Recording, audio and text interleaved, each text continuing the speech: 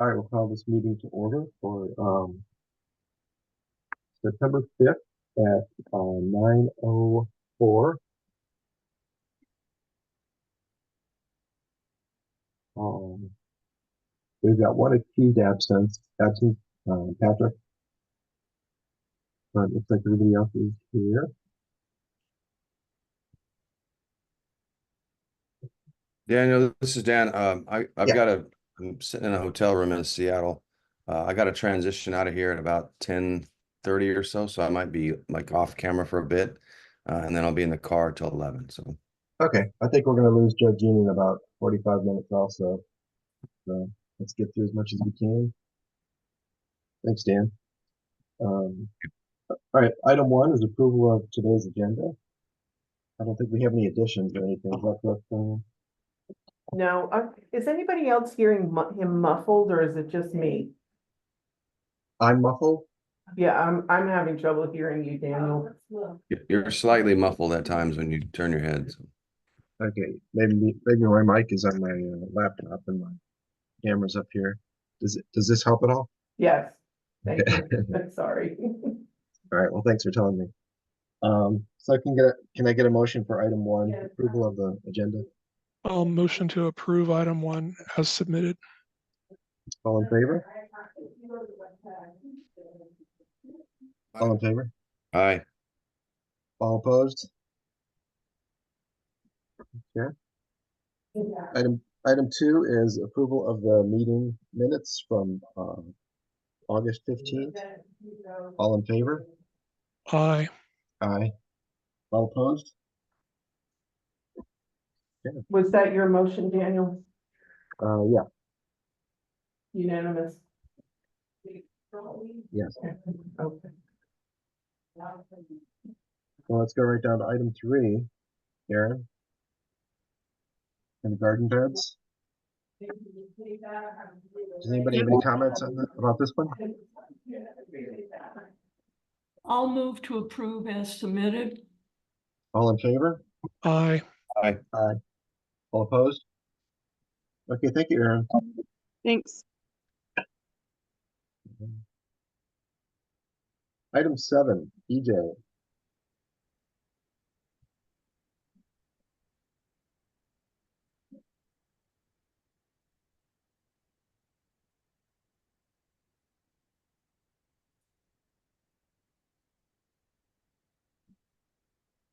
Are you there, EJ? Diane? EJ, are you there?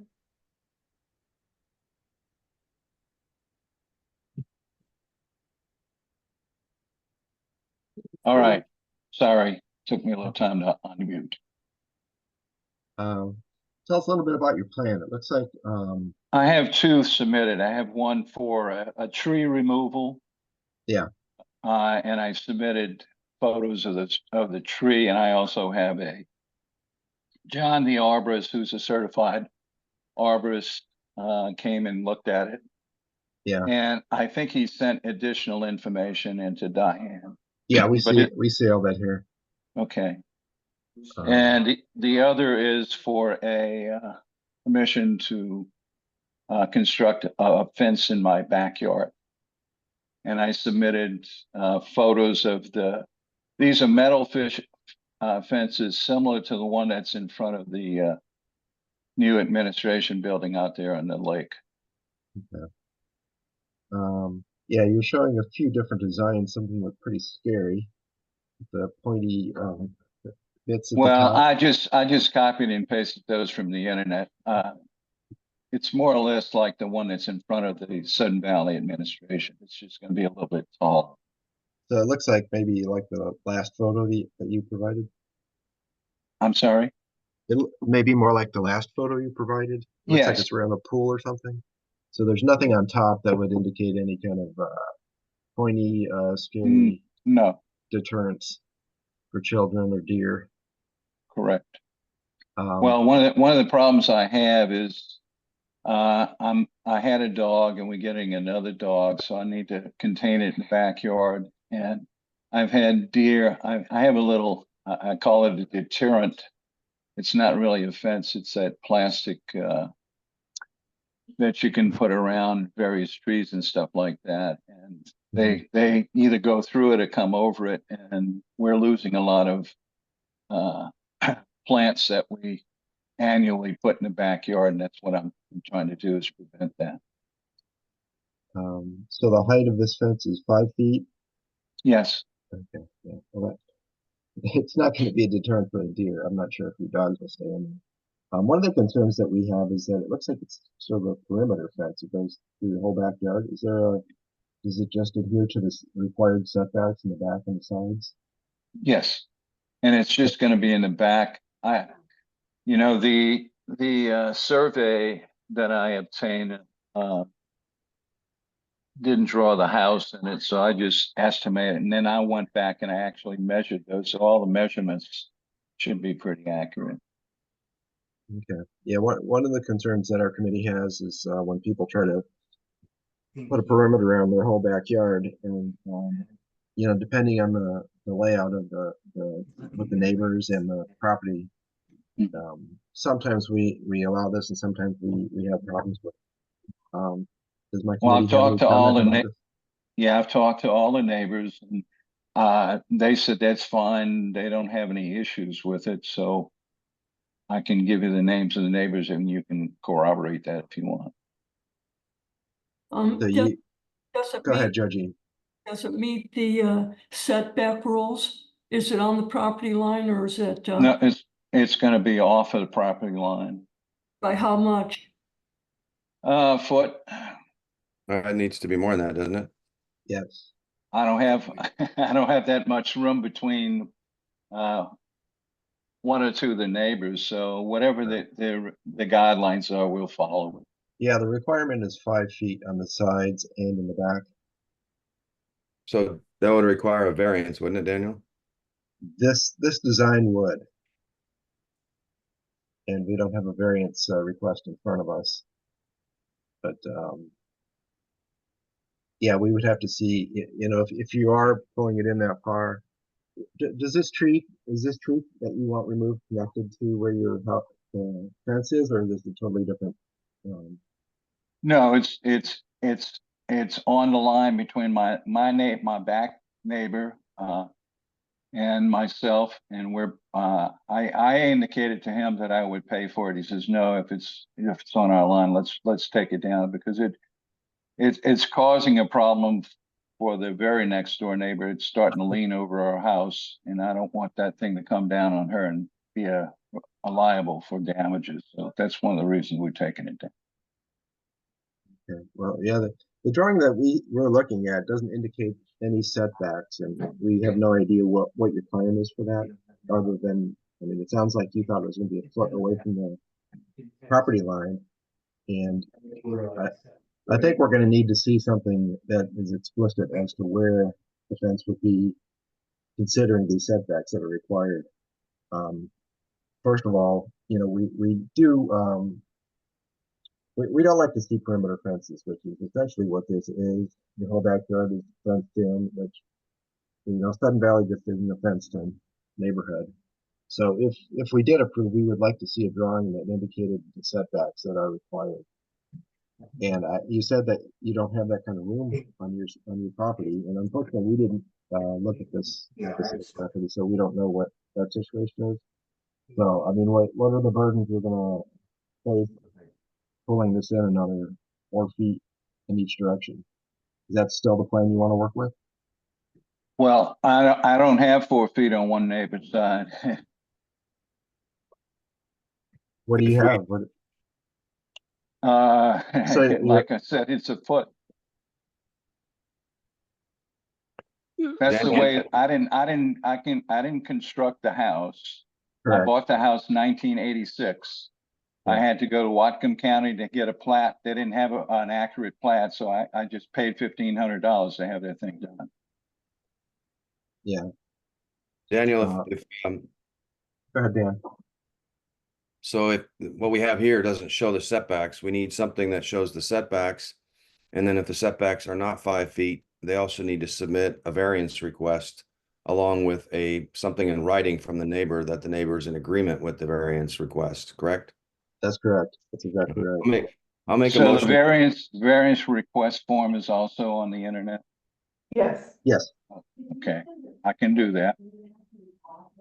Dan, were you about to make a motion? Yeah, I'll just say if nobody has any other comments or questions, I'll make a motion. Oh, hold on. Could you Yeah. specify which neighbors you need the statements from, please? I would say the two on the sides and the one in the back. Correct.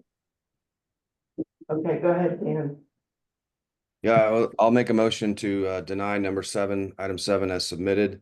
And request that the landowner resubmit with the drawing that shows the setbacks, with the clarification that if there's any setbacks less than 5 feet, that they also submit a variance request along with something in writing from the neighbors on which side that variance request is being submitted, that they're in agreement with it. And what All in about favor? what Go about the ahead. tree removal? We'll Wait, get to wait. that one next. That'll be next. Okay, all right. All in favor of Dan's motion? Aye. Aye. I, All opposed? Okay. All right, the tree.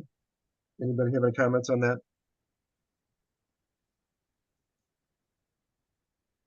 Then I'd make a motion to approve the tree removal. Hello? I'll make a motion to approve item 8, the tree removal. Wait. Go ahead. All in Okay, favor? was that Dan or Daniel? I'm sorry. That was Dan. Okay, I'll second. All in favor? Aye. Aye. All opposed? Okay. You understand what we need then, EJ? Yes, Okay. thank you very much for your time this morning. Okay, thank Okay. you. Daniel, we just had a problem. John Gingrich had something to say on that and he was not heard. You guys hear me? I'm talking. Can I hear me? Now, I can Barely we barely can hear hear you. now. Were you opposed to that, John? No, I just was trying to make comments earlier and apparently no one can hear me. Can you hear me? I can hear you now. It's very faint. Very faint, but we can hear you. I'm gonna have to go out and come back in because I'd like to participate. Can I'm gonna do that. can we hold the meeting for just a second? I have something urgent that's happening. Can you just hang on a second, everybody? Sure. Sure. I'm sorry, because I gotta take notes. Okay, hold on.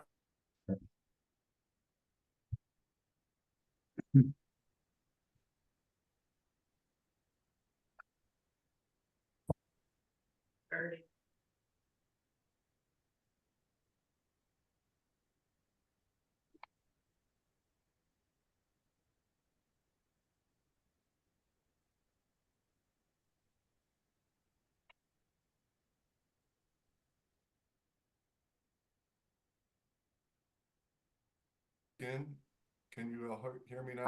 I am so sorry, guys. About the same, John. Go ahead, Diane. So sorry. We had a resident in an accident and I needed to give some direction.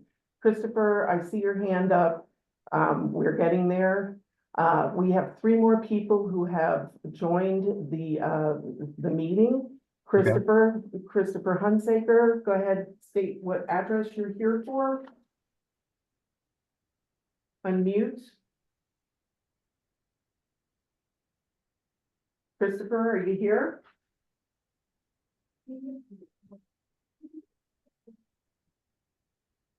Christopher, we're not hearing you. We're gonna go on to the next person who's also at the same address. Hi, Mark. Go ahead and state what address you're here after you unmute. Hello, this is Mark Pilcher, 34 Sudden Valley Drive. Okay, and Christopher Hunsaker is here for the same address, correct? Yes. Okay. Alrighty, and then lastly, DJ Singh, go ahead and unmute. Let us know what address you're here for. Yes, hi, I'm here. Good morning. Hi, what address are you here for? 16 Louisview Drive, 2 items. One is a signpost and the other is a front door storm door. Okey doke. Perfect. Alrighty. And are you here also for 18 BJ? I'm sorry, say again. I'm sorry, I just have to close the sliding glass door. I've A got you. lot of Are you activity. here for 18 as well? 18 Louise View? Less noisy location. Sorry, go ahead. Yeah, are you here for 18 Louise View as well? Yes, I'll obviously have some questions. Okay, all right, go ahead and mute. Thank All you. right, sorry about that. Sorry to hijack the meeting, Daniel, it's yours again. Okay, thank you. Yes, so I guess we'll go to item 20 with Mark and Christopher.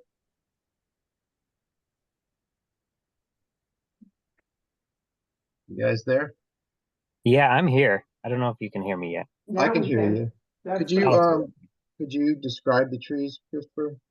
Yeah, there's two completely dead trees. We've got photos sent over as well. There's a dead hemlock on the front and left that looks like it was killed by construction damage.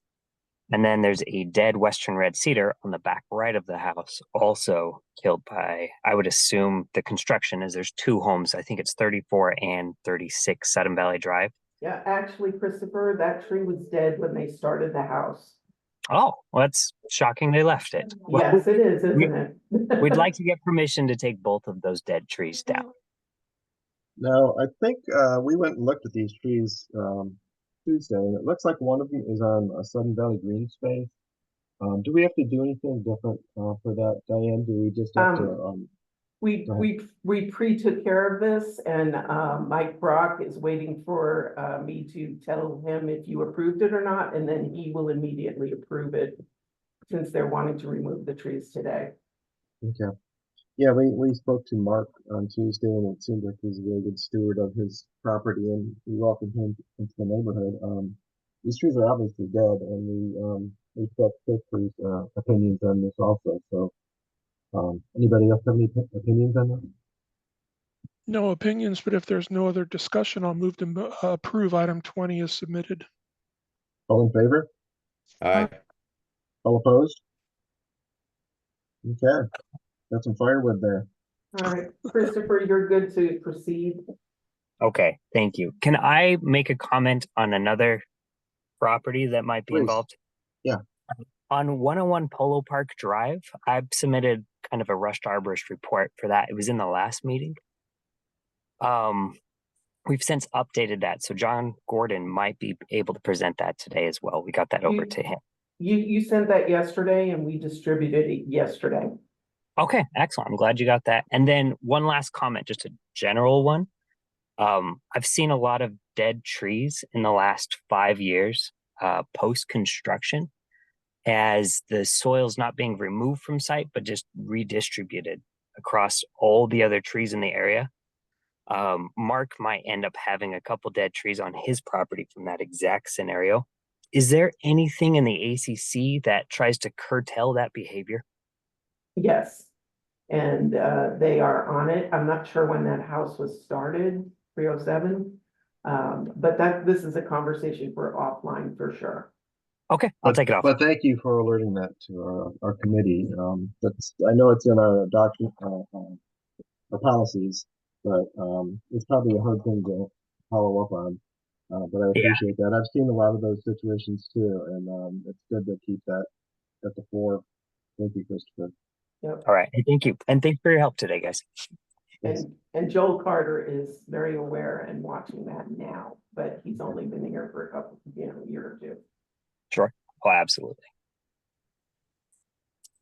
All right. Well, thank you. Have a good day. Thanks. All right, and there's one more for this address. One more. Isn't there? 3479? Oh, never mind. Sorry, I'm lying to you. Okay. Stop lying. All right, I will. Not in our Guys hear me meetings anyway. Anybody hear me? I can Yeah. hear you. You're still a little bit faint, but we can hear you. I restarted my computer and everything went back in and out, so I don't know. I'll speak up. Yeah, maybe do this or something. Yeah, if you do that, we should see it. Or if you want to raise your hand, I'll try to watch the panel. Okay. Thank you. Thank you. All right.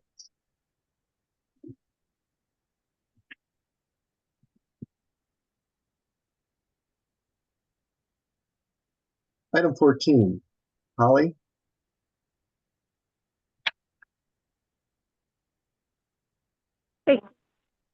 Can you hear me? I can. Okay, great. Can I make a comment here? Sorry. Sure, There's go ahead. three items for here. If we could do them one at a time, that would be very Yes, helpful. It was okay. very hard on the last agenda.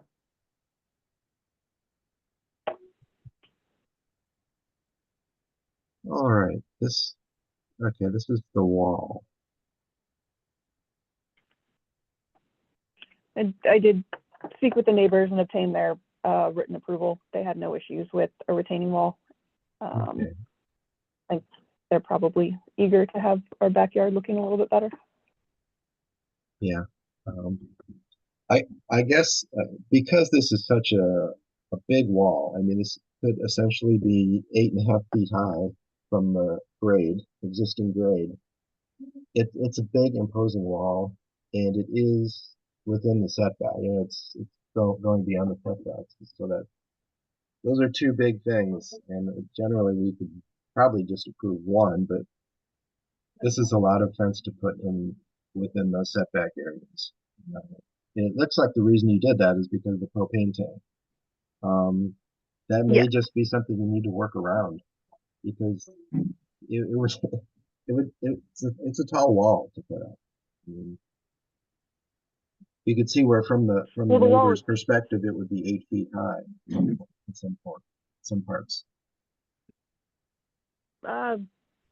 yeah, I mean, they understand what it is with the wall and the fence. I did explain to them that the wall would be no higher than 3.5 feet at any point, and then the fence would be set back a bit from that.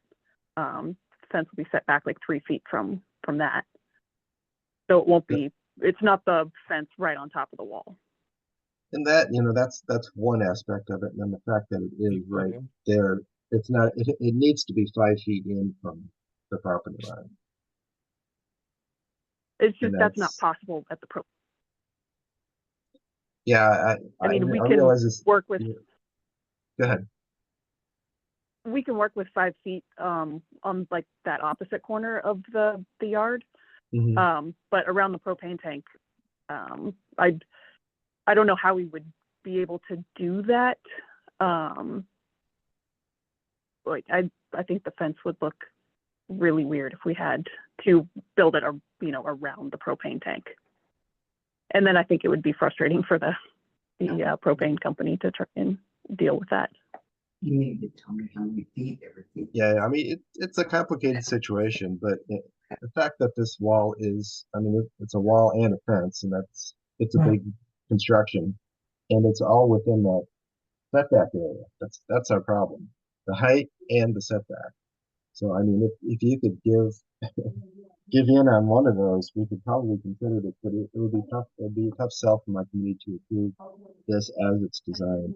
Does anybody have any other opinions about this? I just want to say, not a differing opinion, but I don't have a problem with the setback if it's submitted on a variance. Is it? Is there a variance in here? Okay. I don't think it's on a variance request, but I might get outvoted on this, but those are my thoughts. Okay.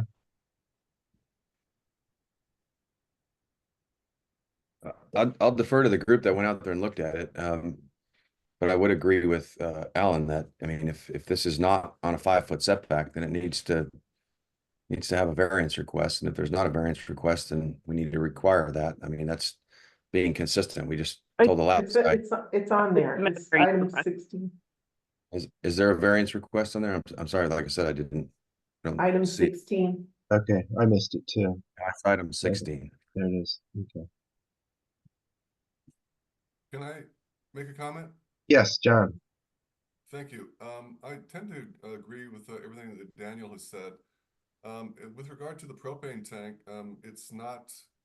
it wouldn't be unusual, or it would be certainly feasible to move the propane tank. I think the actual location of the propane tank being lower than what I think the retaining wall, the height of the proposed retaining wall kind of indicates it's like you're sort of stuck in a hard place with trying to backfill that where the propane tank is lower than the top of the retaining wall. So I would say a solution would be to accommodate the setback requirements is to move the propane tank. I don't think the propane tank won't be lower than the retaining wall. The retaining wall is just so we can flatten out our yard, and that side by the propane tank is already relatively flat. There's kind of a steep drop off that retaining wall will fix a little bit, but it's more on the other side of our yard that it's more of a gradual slope. But where the propane tank is, it's currently higher than it's sitting above where the retaining wall is going to be.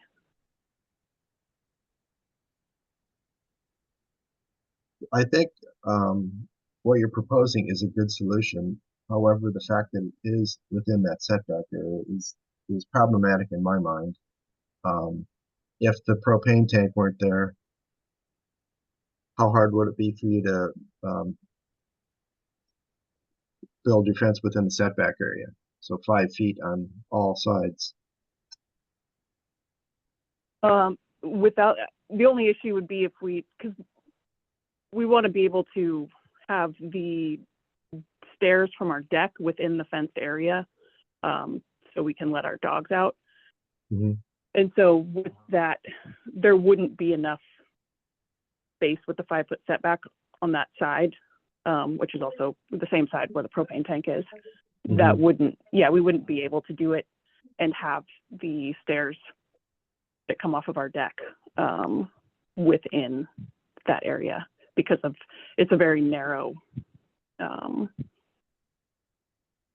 walkway on the side of the house. There's a bunch of big rhododendrons right there.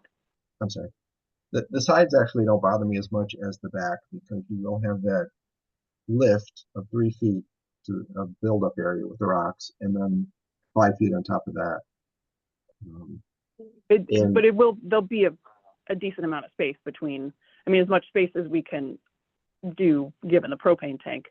There will be space between the wall and the fence. It's not going to be a straight up 8 feet. Can I make a comment? Georgine? I think that we should approve the retaining wall on the property line, because the back house neighbor already approved it, or they agreed with, and that we should deny the other ones until after she gets the wall built. But exactly what the area is going to look like and how much of a setback they really need for the Georgine, I think that's a good idea, because I would probably like to see what the site looks like after that space is built up. In my mind, I'm seeing a very imposing wall for the neighbors, and we have had situations where the neighbors didn't quite understand the design and were surprised and upset with what we approved. So because this is such a big fence in my mind, and that it is in the setback area, I'd feel better if I saw that first part done, and then we could review it at another time. That was the part that bothered me the most, is that we're building this hog wire fence on top of something that's being built already. It seems kind of confusing. So if we just do the retaining wall, go back, and then they resubmit the fence request, we may have a much better idea of what it's going to look like. I think so too. I like that idea. That's a good one. I'll move Dan, to it. Dan, did you have a comment? Not a comment, just before Georgine makes the great motion that she's planning to make. Does the retaining wall require the variance? So are we approving the retaining wall and the variance? Yes. And then we'll hold off on the fence until we see what the retaining wall looks like. Is that the plan? Okay, thank you. Yes. Sorry, Georgine. My motion is to build the retaining wall on the property line without a variance. Well, if they need a variance to put it on the property line, but I think this retaining wall should be on the property line. Yeah, I think that's true, and I want to make sure that we're not approving the hog wire fence at this point. Just the retaining wall. So you're doing 14 and 16 together? Correct. Well, we could do the variance afterwards, but it doesn't. We have to Yeah. keep in mind that it will require that variance. So we're Yeah. doing 14 right now. Okay. So is everybody clear on that motion? All in favor? Aye. Aye. All opposed? Opposed. I'm not opposed. Aye. Okay. Did I hear, John, did you say opposed? Opposed, yes. Okay, so we have one no. Okay, majority and John opposed. Yeah. Okay. Now are you gonna do the variance? Yes. Okay, thank you.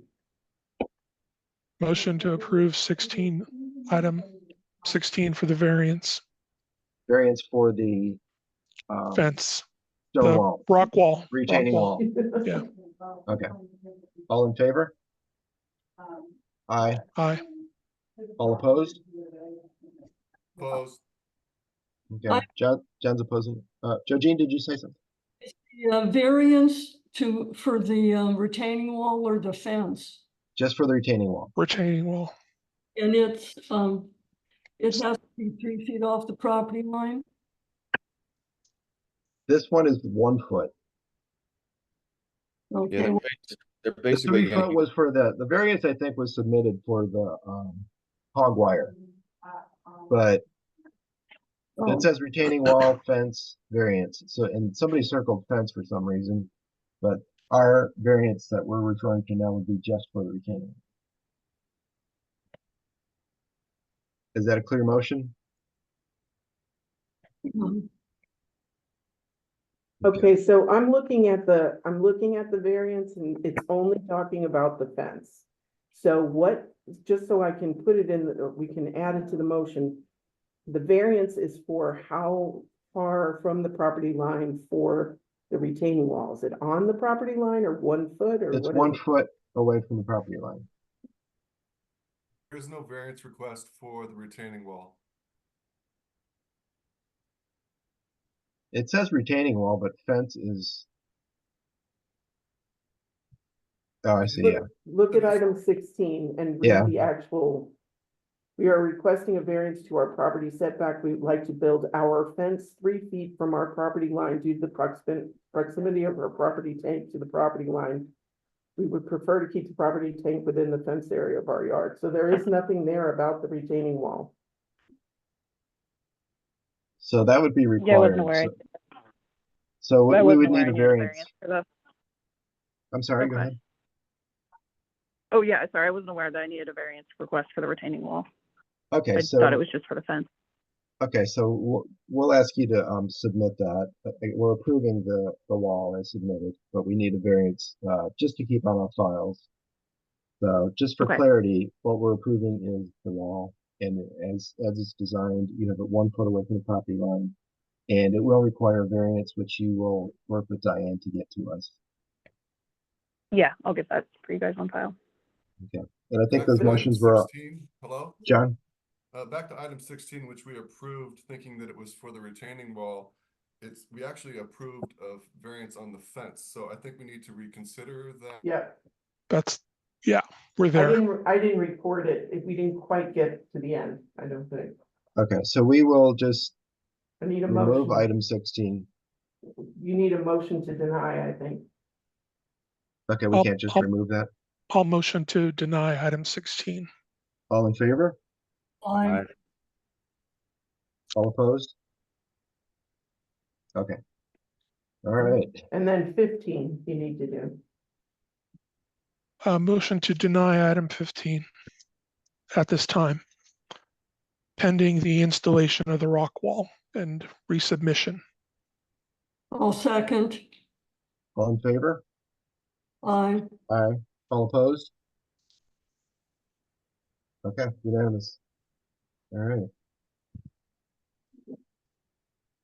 Whew. Yeah. Okay, let's move down to 21. We've got Steve.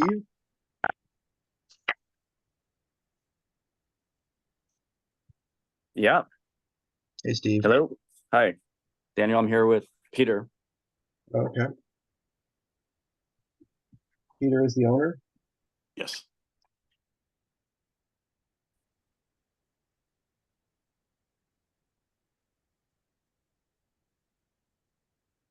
Okay, we spent a lot of time with Steve. He actually went with us on our tours. Good to get a little insight from outsiders from our committee. Mm-hmm.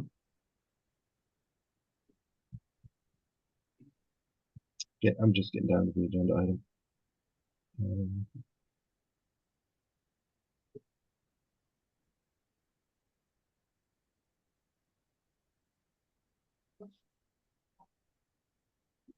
Okay, yeah, yeah, this seems to be a typical problem in Sudden Valley, the steep driveways, which our committee is trying to do something about, and actually have approved some recommendations. One of the recommendations we do make generally about these kind of driveways is to include some stairs, because people do walk on these driveways too.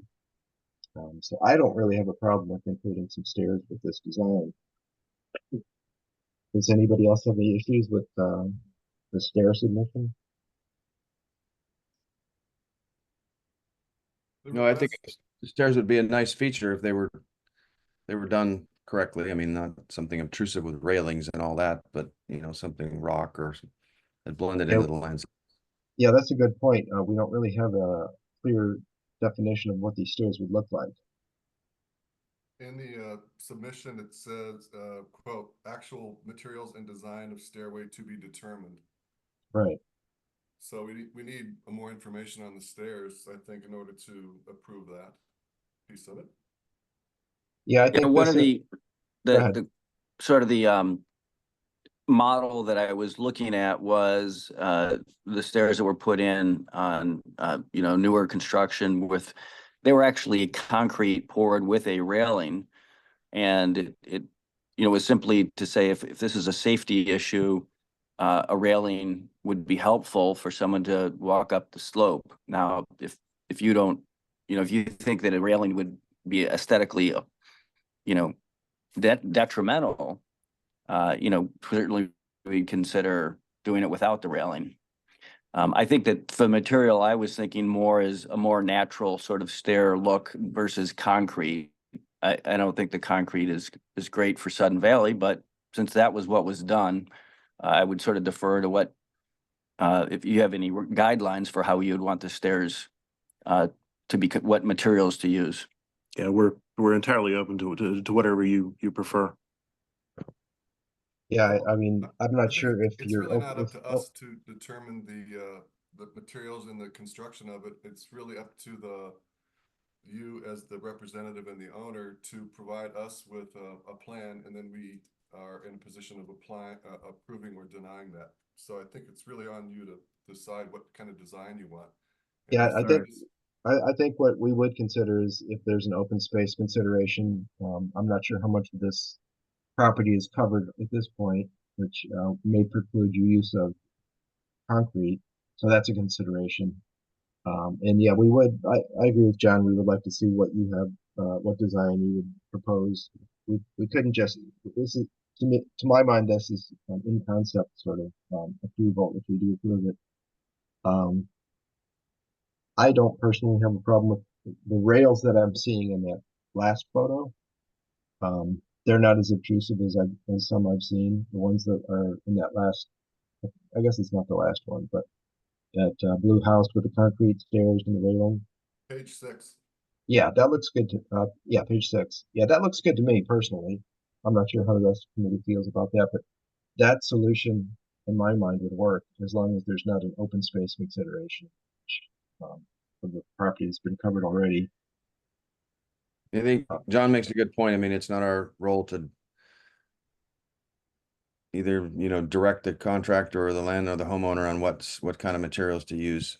My thought was, I think you're headed in the right direction. Use something that aesthetically fits in, some wood or stone steps or whatever. I don't disagree with Daniel, but I just don't think that railings in the front yard coming up from the street look all that great. I mean, the more we can flat ground, the better. So, so yeah, what's the next step on this one then? Yeah, so this one would be, I think at this point you've got our opinions on how we feel about stairs, and it looks like the parking space is also included in this application. And we did have some discussions with you about that and how Sudden Valley and the committee and specifically feel about paving all of the spaces around the roads in Sudden Valley. Generally, it is discouraged, but we do consider, the surrounding areas and the needs for extra parking. Does my committee have any other comments about parking for this space in particular? I'm opposed to the parking area.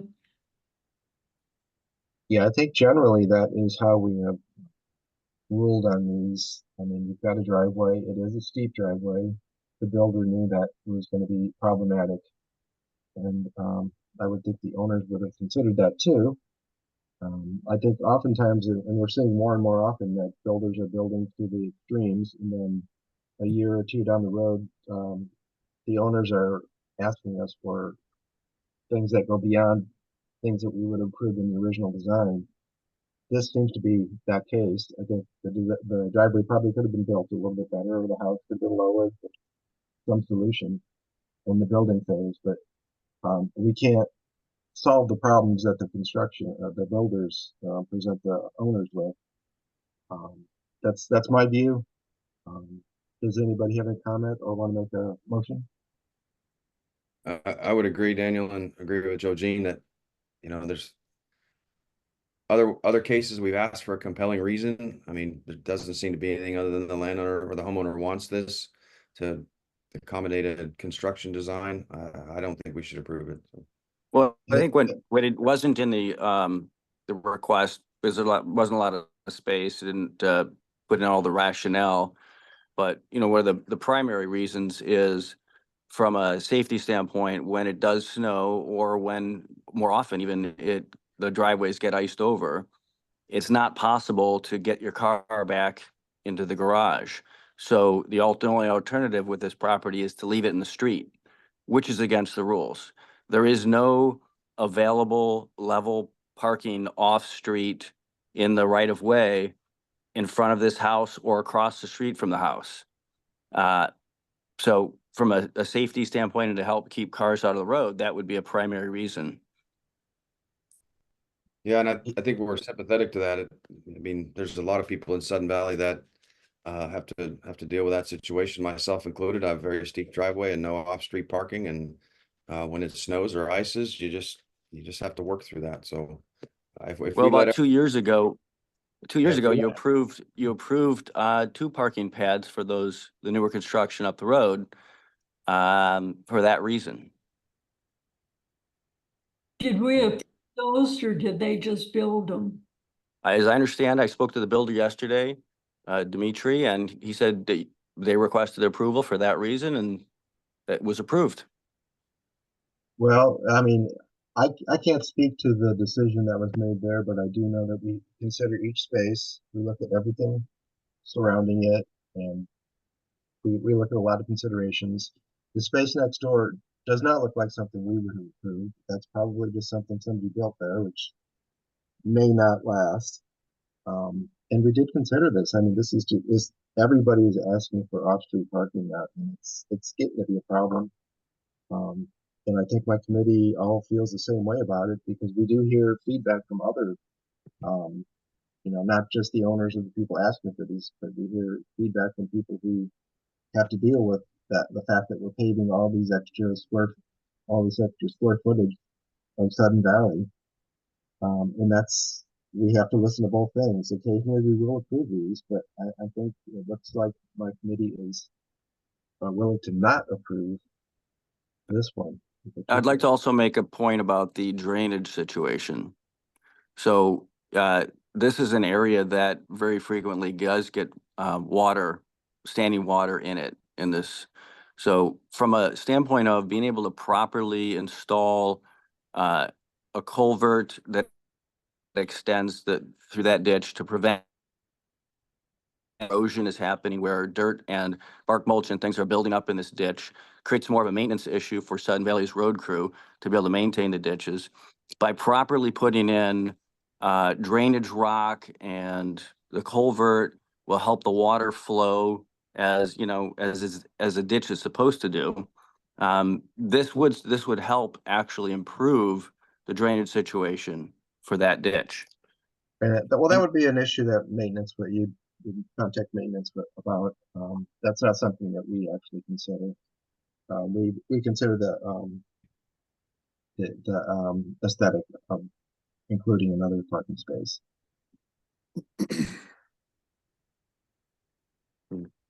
Under what situation would you? I mean, under what situation would you approve the parking space? I mean, as we've shown, there's precedent for approving it. Well, we don't have a checklist. We do consider, we actually go to each property, and we spend a lot of time with Steve, and he explained it. And we are very sympathetic. I mean, we understand what the situation is. But we don't have a checklist that tells us when we're going to approve and not approve.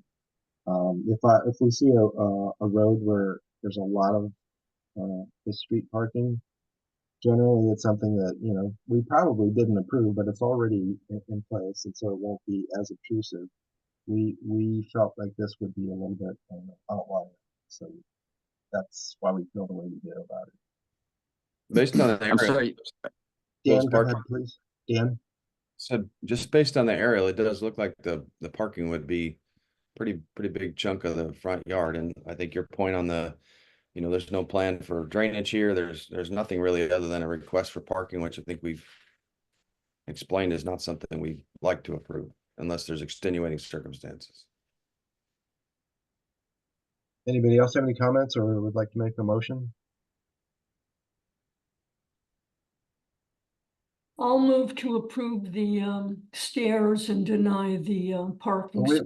Judgine, we don't really have a design for the stairs. We just have a. Okay. Is that how everybody else feels, or are you willing to? We don't have anything on paper that shows what kind of stairs, right? Okay. Railing, how it's going to fit. So. Yeah, so we don't really have that.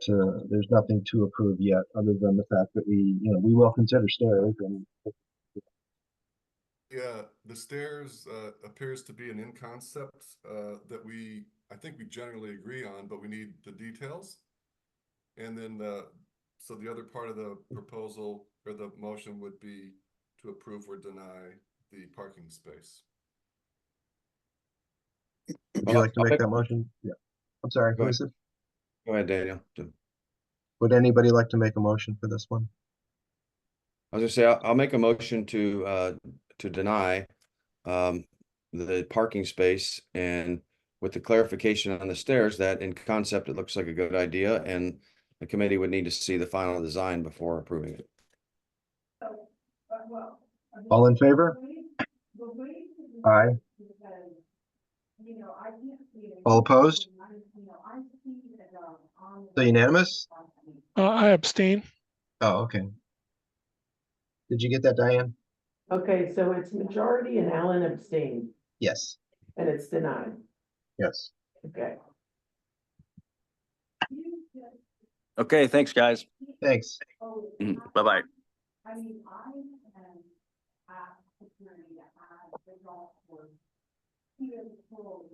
Item 25.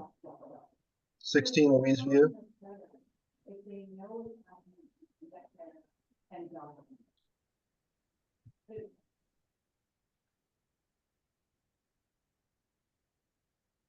I'd like to present a motion to approve item 25.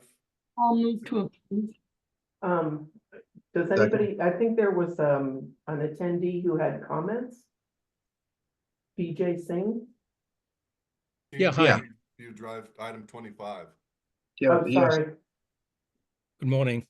Good morning. Sorry, I'm confused. Sorry. That's okay, Dan. Yeah, I don't think we have any problems with this. I had a question. Yes, go ahead. That was I know I submitted one of my neighbors said go ahead and take the photo, but I've seen some which are just blue and white, and so are you okay with if I switch the colors, it's blue and white or the red and white that I submitted. Is there some significance to these? Yes. Or- Department recommends. The signposts themselves? yeah. Yeah, the fire department had actually recommended that we put these in front of our homes so that they can find the homes quickly. Yeah, I've seen those throughout the neighborhood, but I didn't know exactly. And I didn't know if we needed approval, but I said I'll just err on the side of caution. And Well, we're always happy to talk to you. yeah, okay. Was there a motion? I'll move to approve. All in favor? Aye. All right. Thank you. And All either opposed? either color is okay? Yes. Yeah.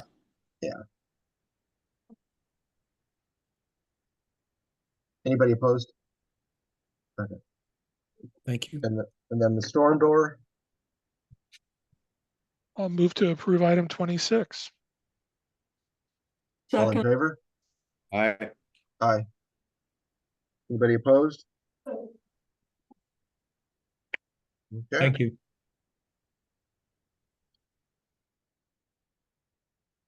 Diane, is there anybody else here for item 28?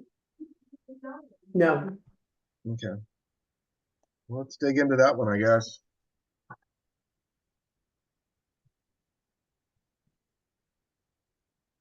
We're on 28. Yes.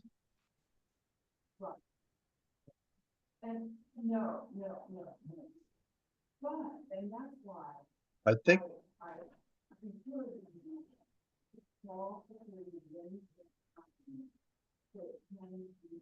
BJ has his hand up. yeah, I was looking at that.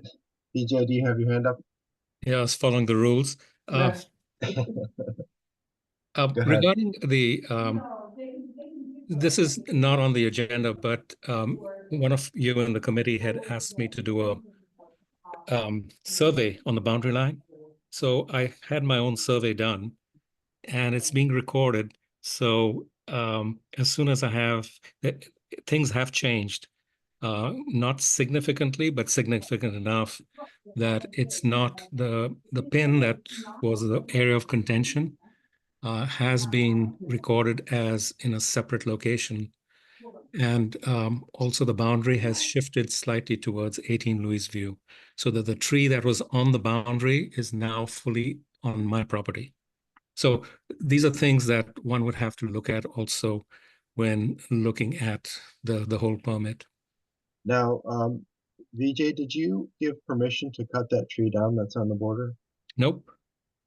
I think that was one of our requirements for this application, and we're not seeing that right now. Is that how the committee's reading this? I mean, we asked for that, correct?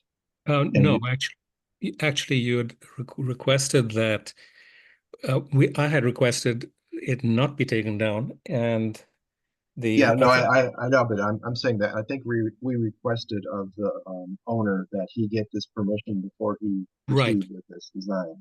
You're and correct. I'm hearing that he does not have that permission. No, he doesn't. Okay. And the tree now is on my property. Sorry. Committee, is that the way you're reading this too? I'm looking at if you all will look at the previous notes on item 28, which were provided to you. Yeah. Yeah, which item are you seeing that and what number, so I can refer to it? I am looking at the comments from the previous ACC meeting, the first one. Needing the arborist report for 22-inch fir tree on the left side? Yes. The three trees. And the arborist report that we're seeing indicates that there will be some damage to that tree, which VJ did not provide. So in my mind, this is we would deny this because lack of information or approval from the neighbor. Daniel? Yes, John? I'm looking at item 28, page 8 and 9, the arborist report. Yes. Specifically on page 9, it said there would be a loss of vigor or future disturbance with a foundation of the new house, and yes, the roof rating is high. So it appears that if that house, this house were to be built as submitted, that would put Mr. Singh's tree into a very high risk of failure. That's my reading of this too, and I think our guest Christopher sort of underlined this problem. So I think this is a good example of what he's talking about. I mean, we've got the arborist report, but it indicates that that tree would be probably killed, which VJ does not want to happen. So as submitted, I would say we can't approve this. So we've kind of got a standoff here where the tree is now on the neighbor's property. The arborist report says the construction of the home will very likely kill the tree, and the neighbor doesn't want the tree removed. Correct. And if you look at the, just to get off point just a little bit, the item 27 shows you exactly what happens in this situation. There's a photo there with they're asking to cut these trees down that were killed because of these roots that were destroyed. Right. So that's what would essentially happen, I think, to VJ's trees, and he does not want that tree to be hurt. I mean, he doesn't want it cut, and he doesn't want it injured, and that's his prerogative. I'm sorry. I think the mitigation for this particular proposed property build is to reduce the footprint so that it doesn't put Mr. Singh's tree in danger. So I would be very strongly opposed to this because I think what they need to do is go back to the drawing board and create a property that doesn't put Mr. Singh's tree into danger. Yeah, I think we can indicate that that's our sense, unless somebody else has another feeling about that. I don't know if we need to include that in the actual motion, but I think that's been clear all along with our discussions and the things we requested. Does anybody have any differing opinions about this? I do need you to put it in the motion so that it's clear. If somebody would. Yeah, we'll mention the tree, but I mean, indicating that, I mean, we've said many times that we think the footprint is just too big for this house, but I think we do need to mention the tree. John just articulated it very well. Yeah, and just to be clear, the builder is not present with us today, correct? No. Okay, John, would you like to state that as a motion, please? Yes, I think it's pretty straightforward. Please allow me to motion to deny item 28 as submitted, 18 Louise View Drive, new construction. There's no comments with this?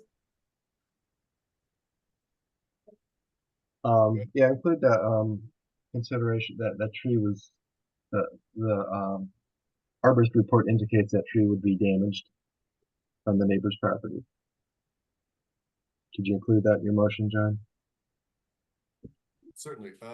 So motion to deny item 28, 18 Louise View Drive, new construction, and the comment is that the tree on the boundary line on Mr. Singh's property would be at a high risk of failure if that house were to be built. Did I capture that? Yeah. I think so. All in favor? Aye. Aye. All opposed? Okay. I just want to also state that I think just based on what I saw from the new pin there for the property line, I don't think that was a very significant change. It looked to me, John provided a photograph of the new pin, and it looked like it maybe pushed things in maybe 6 inches or so. Is that what you read, John? Yes, that's correct. That's from visual inspection a couple of times. So that wasn't really a significant factor in our determination. I mean, the tree is still there and it would still be hurt no matter where that, of the two positions where that pin was. Thanks for doing all the legwork on that, John. You're welcome.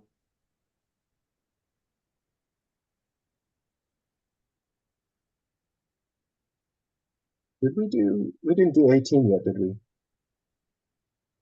Say it again? 18, did we do No, 18? no. Okay, let's do 18. 18? Good morning. Good morning.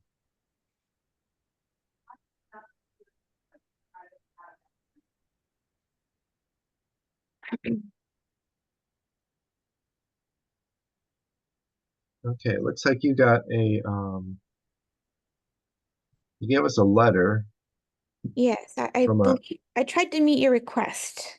Yeah, no, you've always been very amenable to our requests, and we're just, we do have concerns about all Yes. that land. So, and I think you're aware of what our concerns were.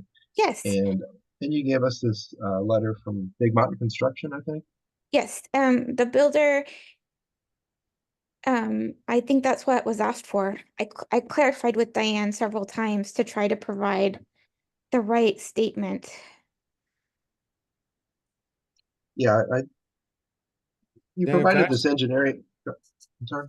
I was just gonna say, just for clarification, is this home under construction right now? Like, is this a home that's under construction that they're looking for a construction change request? Or what's the status of the construction, I guess?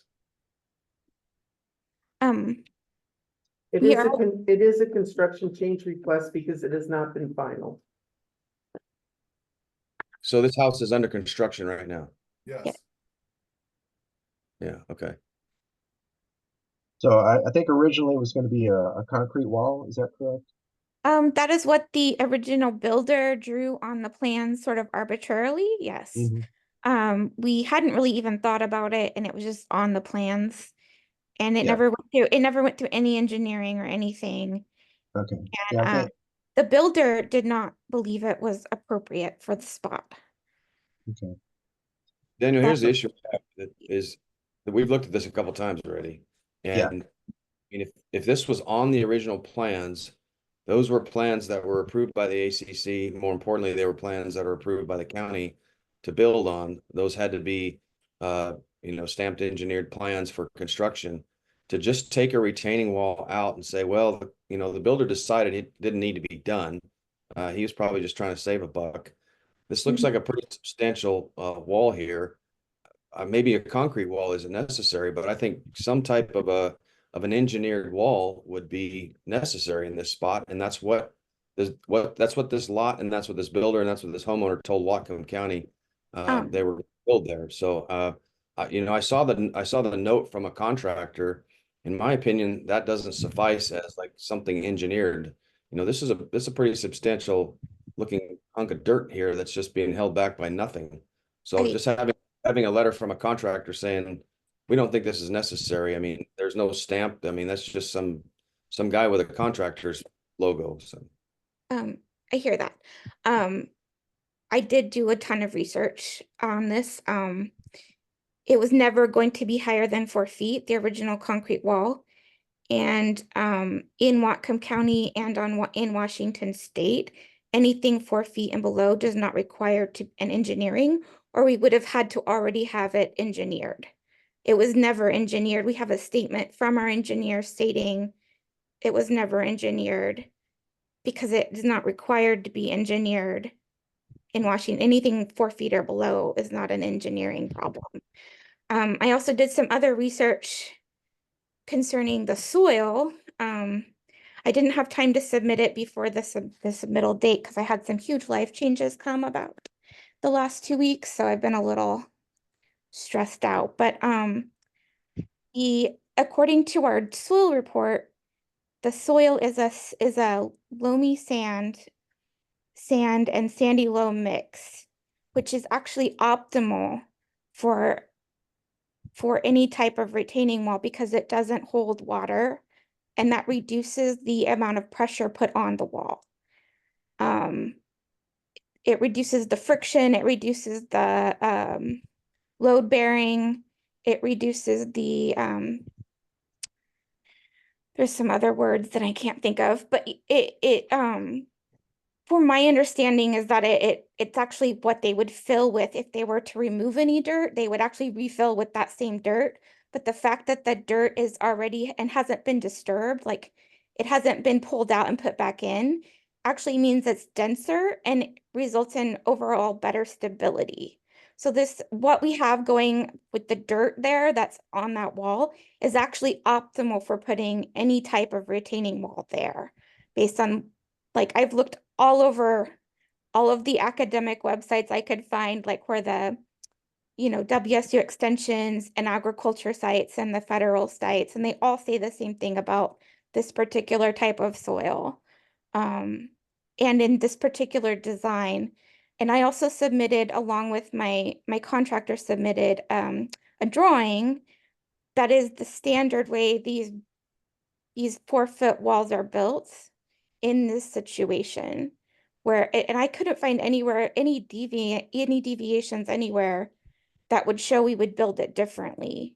So I hear your concern about it being sounding sort of arbitrary, but it isn't actually just an arbitrary builder decision. My builder's super, I would say he's probably more meticulous than most and very experienced and highly credentialed. And he did not just make that decision arbitrarily. He was willing to stake his reputation on the fact that this is not a bad decision for this space. So, Joel actually provided us with a little bit more clarity on the construction of this wall. It looks to me like your wall would not be up against what we're seeing existing as the open earth. Is that correct? If you would move it in a little bit and then that area would be Yes, filled in? you would build the rock kind of away from, not leaning away from the wall, but like straight up and down. And the dirt has a slant to it. And they would backfill that with some like I think they would put down a special fabric that's for keeping the dirt in place. So And I think the point is that we're looking yeah, at some dirt that's open and it goes up to maybe, I don't know, 6-8 feet. Yeah, that yes, was Your pretty tough. plan, based on this drawing that Joel provided me, and I hope you got a copy of this too, Dan. I'm not sure. I thought I sent it to everybody. But the wall would come in from this whole space and then filled into the 4-foot limit. So you would never have, a big, a 4-foot wall and then another 4 feet of dirt right. above it. It would be regraded so that the dirt would come down at a lower angle. So you wouldn't have a higher wall above the higher wall. It would just be sort of like a slow grade up. I don't really know the number to give you, but like probably below 45 degrees. It So it looks would like be a lot flatter. the drawing that Joel provided shows an 8-foot excavated wall, which was our concern because that's what we're looking at. And I you're didn't see what Joel provided. I don't but understand. well, I'm explaining to the committee and just so, and you probably already know this, but it looks to me like there's a 4-foot wall that's proposed, but that would be moved in considerably from the 8-foot, and then there would be a gentle grade that goes from the 4-foot stone wall to the existing wall. What Joel provided sort of makes me feel better about this design. My original idea was that the stone wall would be up against where the existing excavation is, and I had some big concerns about what would happen above that. Again, Joel, final construction, he will determine whether what you did is, you know, enough to hold that wall back, or if it's above 4 feet, whether it would need to be re-engineered or reviewed by the county. So, Dan, were you able to see that email? I thought I sent something this morning. You might have. I gotten a bunch of emails. I haven't Okay. looked at them all, but Okay. I think I understand. I This see this that. allayed some of my concerns. Yeah. So I feel better about it, and the fact that Eileen is, she's she's very forthcoming and willing to talk this over with us to the extent that she understands it. Absolutely, and I think I understand better now that we're not trying, that we're at least the proposal is not to try to retain that fairly sizable wall of dirt that's there now, but to put a 4-foot block retaining structure in front of that and then backfill and grade to slope. And yeah, that all looks good, and I appreciate Eileen's work and all the detail that they put into this, and I'm sure your contractor is very reputable and will do a great job. I would be nervous that the contractor just walked out of this thing and said, a retaining wall is not necessary. They should have built that. Absolutely. retaining wall. Yeah. They should have built that retaining wall. If I had a wall of dirt like that behind my house, I would be nervous. So I think you're doing the right thing. If anybody has some culpability here, it's the contractor for just walking away from this thing without finishing what was on the plan. So. And I'd like Absolutely. to add, if you can hear me, Yes, John? in our emails with Joel in the last 2 days, he said the concrete wall that was originally approved would permit up to an 8-foot wall. So there wasn't apparently an engineered wall that was originally designed and approved. So to just that as a point of reference.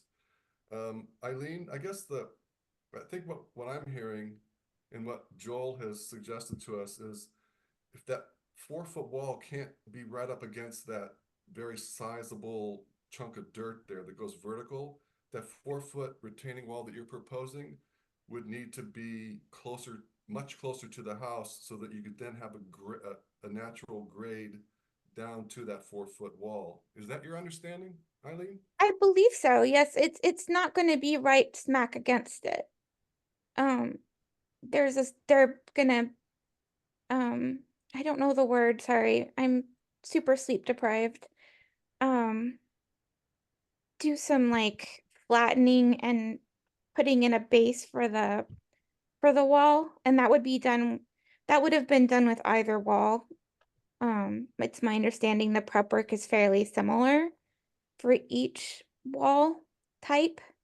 And they're gonna do that very carefully to make sure that the drainage will work properly. And again, with the sandy loam or sandy silt, whatever type of sand it is, that has such good drainage, a lot of the water is actually going to continue to go down through the ground below where it's excavated anyway.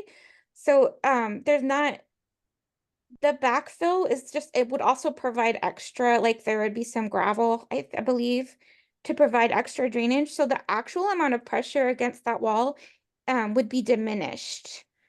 There's actually some like math involved that I don't know how to explain, but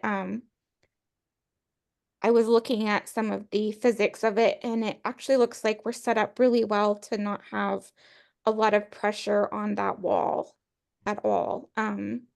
So it's a good, like the way it's set up now is a good thing, even though it looks really high and imposing. It very much, the way we would regrade it and the way the drainage would work would really minimize that concern, I guess is what I'm saying.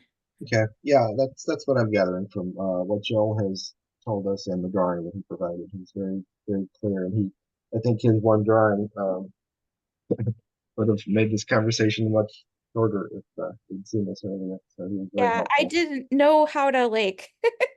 No, I know. I was very like lost in terms of what.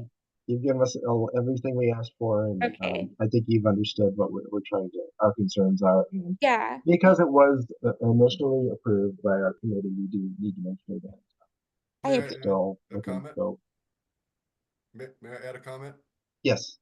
I just want to quote, since Joel's not with us, he sent an email late last night to me and Daniel. He says, quote, "I think it's good practice to leave the feasibility of a retaining wall up to the builder.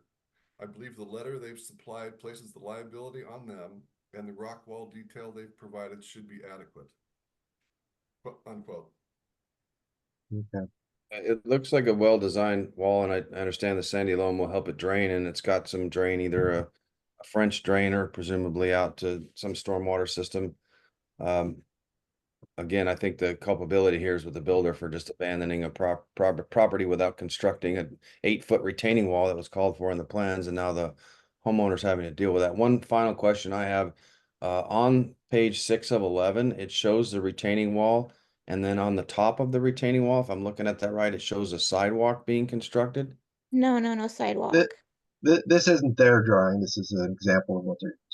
That's Okay. just an extra drawing that was on the page. That was the example of the design we're using. It's Okay. not a design that was drawn specifically for us. It just shows exactly sort of the layers that would be used. Page, All right. I did specify that in the write-up. I did. page Okay. 6 is dated November 2008. Yeah, it's from another Okay. it's actually from It's a typical design for these kind of Yeah. walls. Yeah, it's just I've seen it all over the place. They it's a very standard design.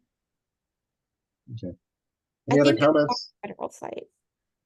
This is a three-part construction change. That's Daniel? correct. Yes, okay.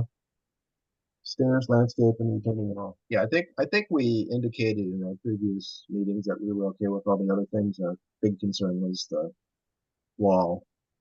So, yeah, could I get a motion from somebody about considering all of these elements that we've been over before, unless somebody else wants to talk about the stairs? I think we looked at those last time and we were good at that. I'll move to approve as submitted. All in favor? Aye. Aye. All opposed? Okay. Thanks for working with us, Eileen. Oh, thank you so much. I appreciate how clear and helpful you have been. Thank you.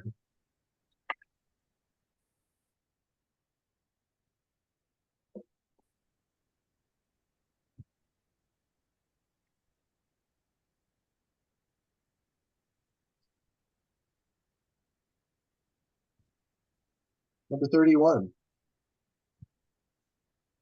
Is Dimitri here? Yes, I'm here. Dimitri, were you here for another one too? Yeah, I'm here for 12 Green Hill and then 5 Cayuse. I'm just representing the neighbor. Okay. On Cayuse. He's building at 3 Cayuse. Okay. Are you I'm still sorry, there? what was the other one? I'm looking at Cayuse. What's the other one? 12 Green Hill. What number is that? 13, it's a tree. Oh, okay.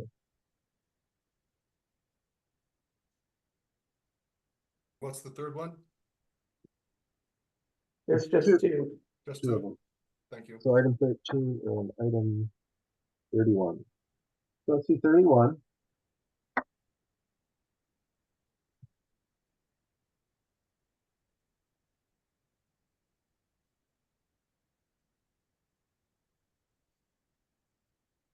Okay, so you are you're the builder of 3 Cayuse, is that correct? Yes. Okay. And describe what the neighbor's asking you to do this, or what's the situation? Oh, this was my idea, and I talked to the neighbor, and he agrees and likes the idea. Basically, anything you put in on my property would block the drainage from his property. So I asked him, hey, why don't we re-slope your backyard a little bit and then do the landscaping for it, and it'll just make both sides, it'll benefit both sides of the properties. And he agreed and liked the idea, and that's the request.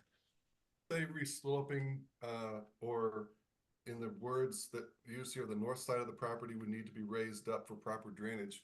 Can you describe that in more detail, please? Well, basically his property drains into my property, and if you put a house there, it's gonna stop the northeast corner of his property. Anything we do, any way we put the house he'd have like a puddle in his property because of the driveway, because of everything.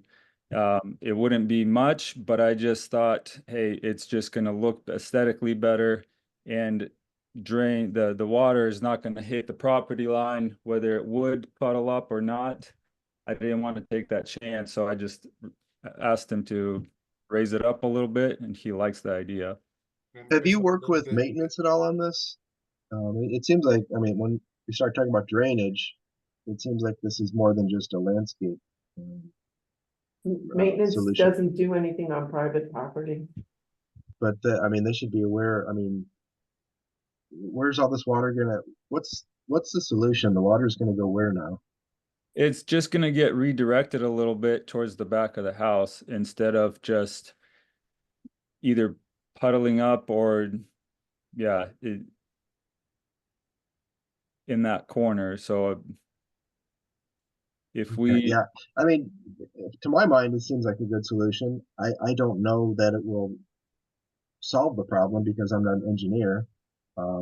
That's my only hesitation to approving this. I mean, I like the idea. It would probably look nicer. Dan, do you have any comments about this? You still here? He's transitioning to mobile, Oh, okay. He's already but just I from the think meeting. John had a comment. Okay, John. Oh, just, Dimitri, when you say raised up a little, are you talking about 6 inches or 3 feet or what? no more than a foot. It doesn't need much.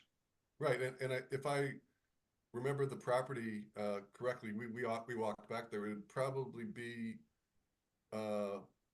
sort of from where the new driveway is, sloping down to the left to go around the house. Is that Correct. the idea? Correct. Yeah, that sounds like a really good solution. So you're propose. I'm sorry. I'm looking at the plants now that you're proposing. What are you planting there? We're planting ferns. In my experience, that's the plants that last the longest or don't get eaten by the deer, and it'll match everything else around in the area. So yeah, we were thinking of ferns, just plant a bunch of ferns. Right now it's got some weird weed growing there. Yeah, I remember that lot. I think ferns would do well there. It's like you're asking for at least 14 ferns. That looks like a good. Yeah, that's what I'm seeing. Yeah. All right. Hey, Daniel, anybody- this is Dan. This Hey, is Dan. Dan. I mean, just a quick review of this. It looked pretty good to me. Yeah, I was calling for you because I was a little bit concerned about the drainage solution. And Yeah. if you have any comments about that. No, it seems like a pretty reasonable. Okay. Any other comments? Can I make a motion? Yes. Motion to approve item 31, 5 Cayuse Court exterior alteration request as submitted. All in favor? Aye. Aye. Aye. All opposed? Okay, that one looks good. Let's look at 13. 12 Green Hill Road.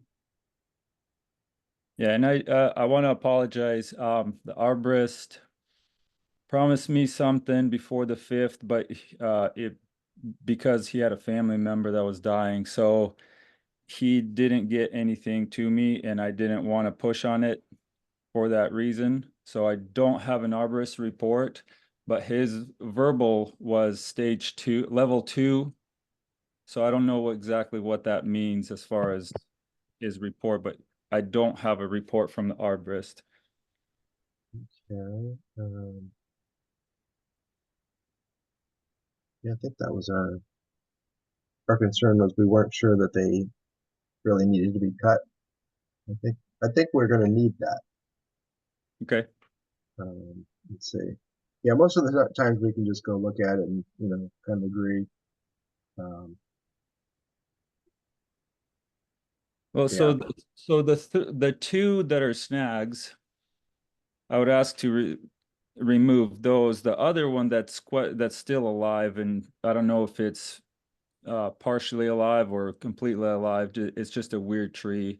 So we could get an arborist report, but at least the snags I would ask to remove.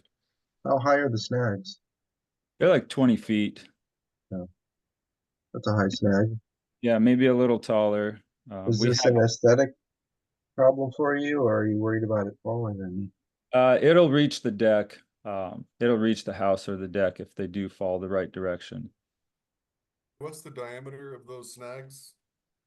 They're I would say under 12 inches. They're not, I don't quite remember, but around somewhere around there. Okay. Yeah, I think, go ahead, John. I was just saying, is there a reason that it seems we're gonna wait, we're gonna need an arborist report. Is there a particular reason we need to rule on the snags now, or just wait for the arborist report? I'd like to hear what the arborist says about those two, personally. Anybody else have any other opinions about that?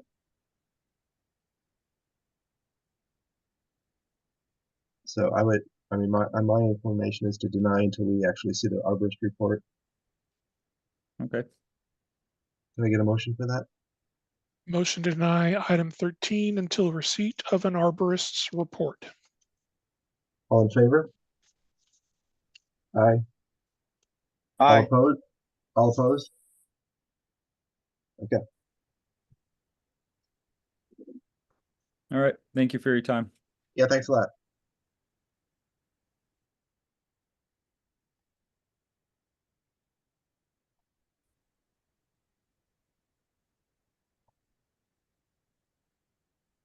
Okay, item 34. 3077 Valley Drive. I'm sorry I didn't get your name.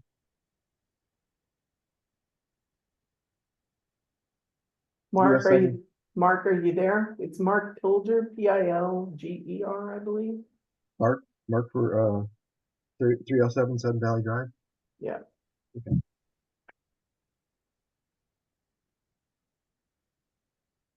He was here.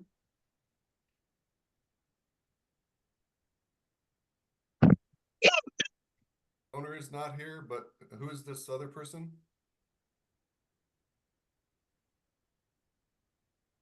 Looking to see what this. Oh, maybe I'm incorrect. Maybe he wasn't here. Oh, he came, yeah. Who's Asprey? Yeah.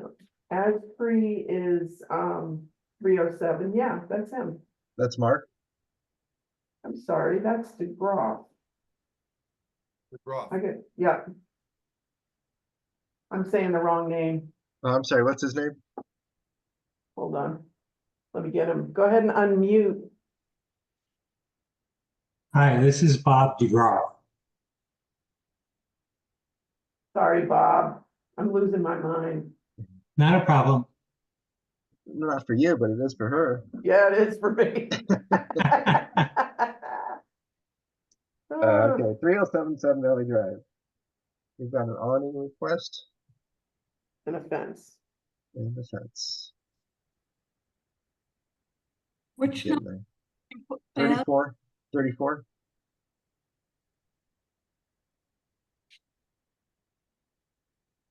Did you say something about a fence? Because I don't read anything about a fence here, It's just the on, awning. it's on The a next one. separate thing. That's Right. 35? Yeah. Item 35. Thank you. We're dealing with item 34. I'd like to make a motion to approve item 34, exterior alteration request 307 Sudden Valley Drive as submitted. All in favor? Aye. Aye. All opposed? Yeah. Got the awning. Let's look at item 35.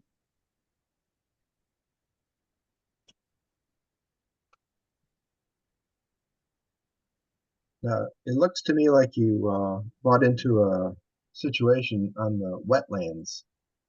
So what would they're requiring you to put a split rail fence? Yeah, the county required the installation of about 80 feet of the split rail fence on the north and west side of the house to protect the native vegetation area. So are you following the actual delineation of the wetland, or are you building right across it? From the drawing I saw, it looks like it kind of juts in toward your house.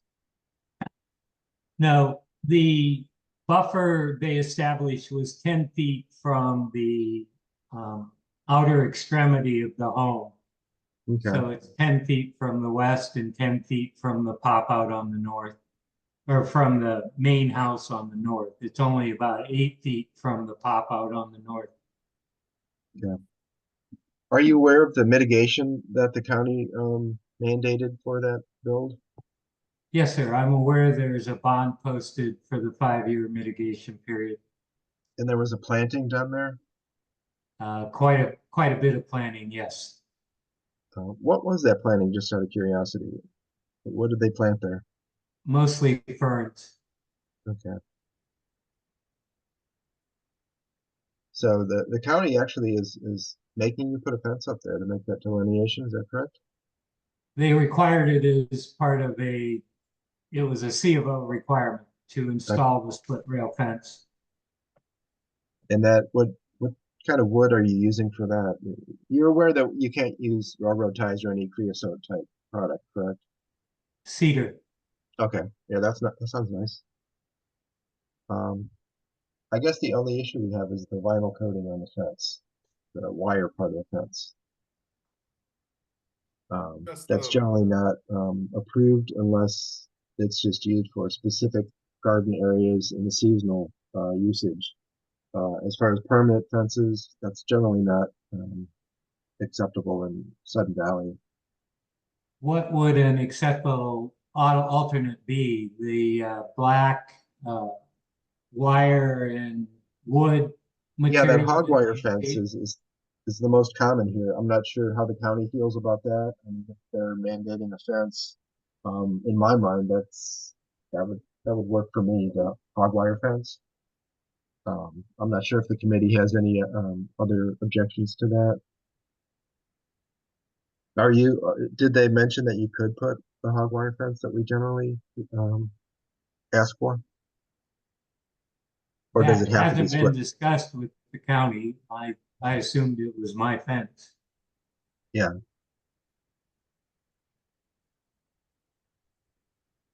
So, I mean, you want a fence there, right? Or is it just that the county's making you put one up? We do want to. Well, we were going to propose a pet enclosure fence. This, because we already have so much split rail, we felt it best to continue with the same theme to achieve the small pet enclosure area. And then we can certainly substitute the black hog wire in lieu of the wire fabric I submitted. Yeah, I think that would be my personal preference. It looks to me like you have it going along the back and then continuing a little bit on the side. Is that correct? Well, that's the existing county mandated fence. Okay. We would close it off in the middle of the back of the house and then in front of the deck to create the small pet enclosure.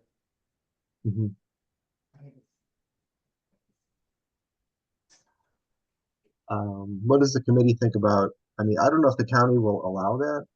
What does the committee feel about that? If it is allowable to put a hog wire in that space instead of the split rail? Because I think that's what you really want, is to have an enclosure for your pet, which the split rail wouldn't do. Is that the situation?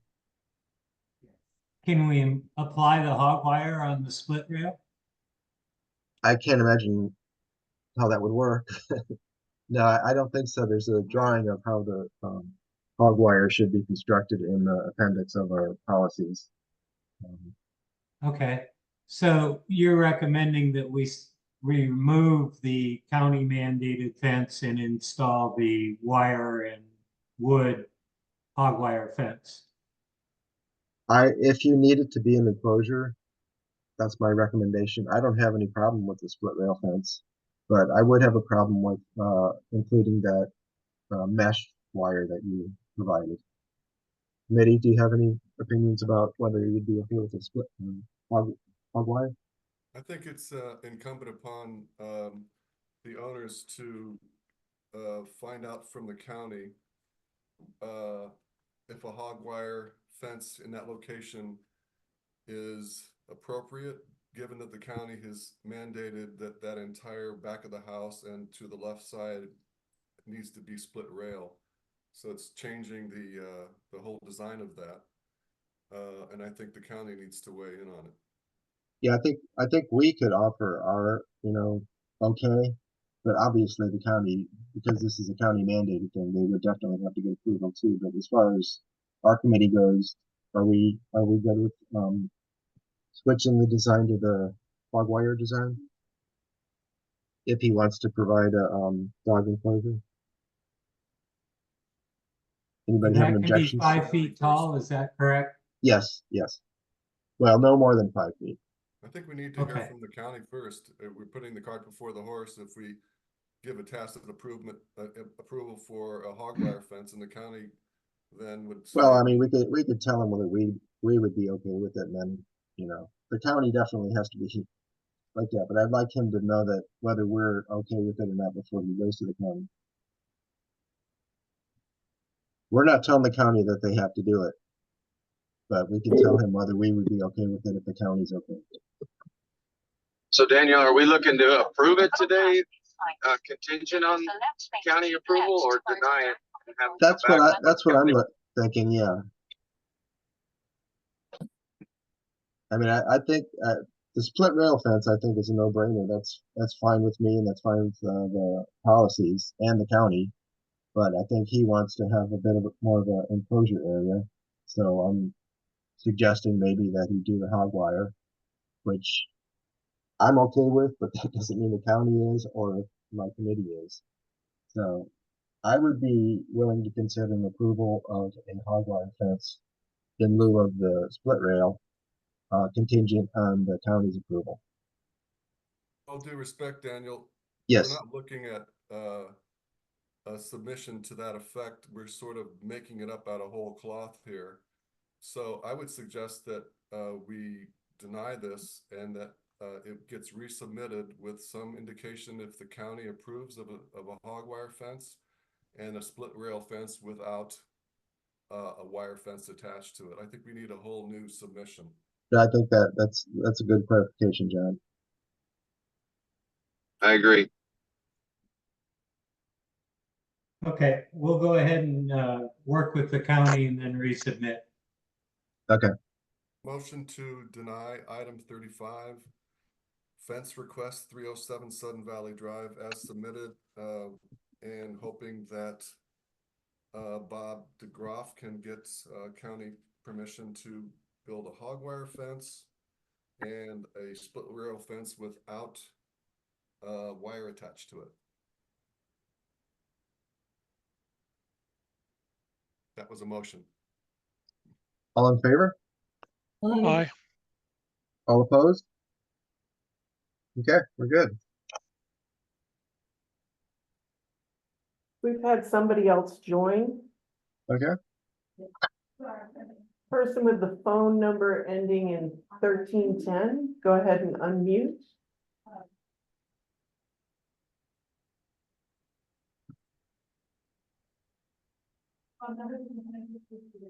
Okay, they disappeared, so I think they disconnected themselves.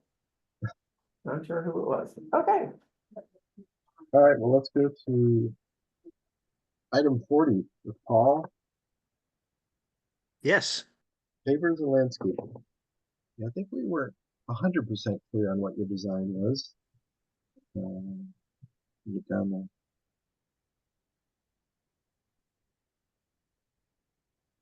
So it looks like you're putting up a border and then another area that would be paved over solidly. Is that correct? That is correct. Okay. Other areas that are paved over, area 1 and area 2, is that correct? That is correct. And is paver area 1 in the right of way?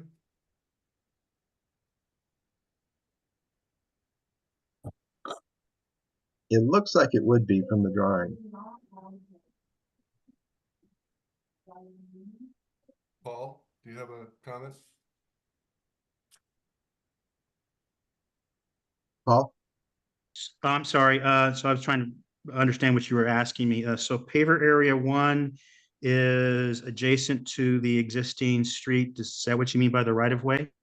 Yes. Correct. The right of way is within anything within 20 feet of the road is considered Sudden Valley property and it's not buildable. So if you're wanting to put pavers there, I would say that's probably not gonna fly today. Thank you for your comment, but let me understand. So 20 foot from where? From the edge of the road? It's 10 feet from the center line of the road. The right of Oh, way. okay.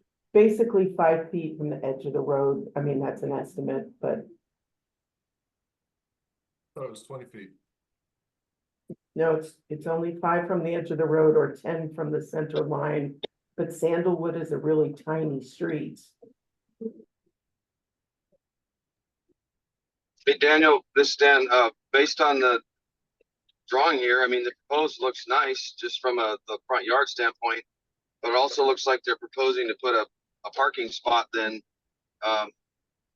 There may be one there now, but they're proposing to put a parking spot along the road there. So I think this would be more than just a landscape. This is also. I was just going to mention that. Yeah, it looks like that whole area in the driveway, beside the driveway, Yeah, is extra. You got a whole issue there with drainage and culvert, and we just went through on several of them.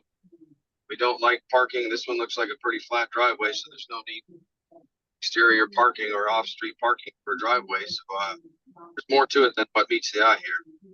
Yes, I think maybe that's my understanding too. I like the idea of that planted space with the border around it, and that I'm not sure if that would be in the setback area or not. Yeah, we definitely don't like the idea of the extra parking, which a lot of people are requesting, but we can't pave over all of Sudden Valley. Was that the intention to have a bigger driveway then, or am I misreading this? Oh. No, you are correct in assuming that I was trying to find a place to park another vehicle. But after listening to all the conversations here today, I understand that that's not something that you'd like to do. So I'd have to rethink a plan to do that. Mm-hmm. Are you? I wasn't clear whether that sort of border area is that 20 feet back from the setback of the road, or did you even consider that? Yes, that paver area, the proposed planting area, and that border around it is actually 8 feet from the edge of the road, which would make it 15 feet from the center of the road. Okay. Yeah, there's a 20-foot. I think that's what John was referring to. There's a 20-foot setback from that.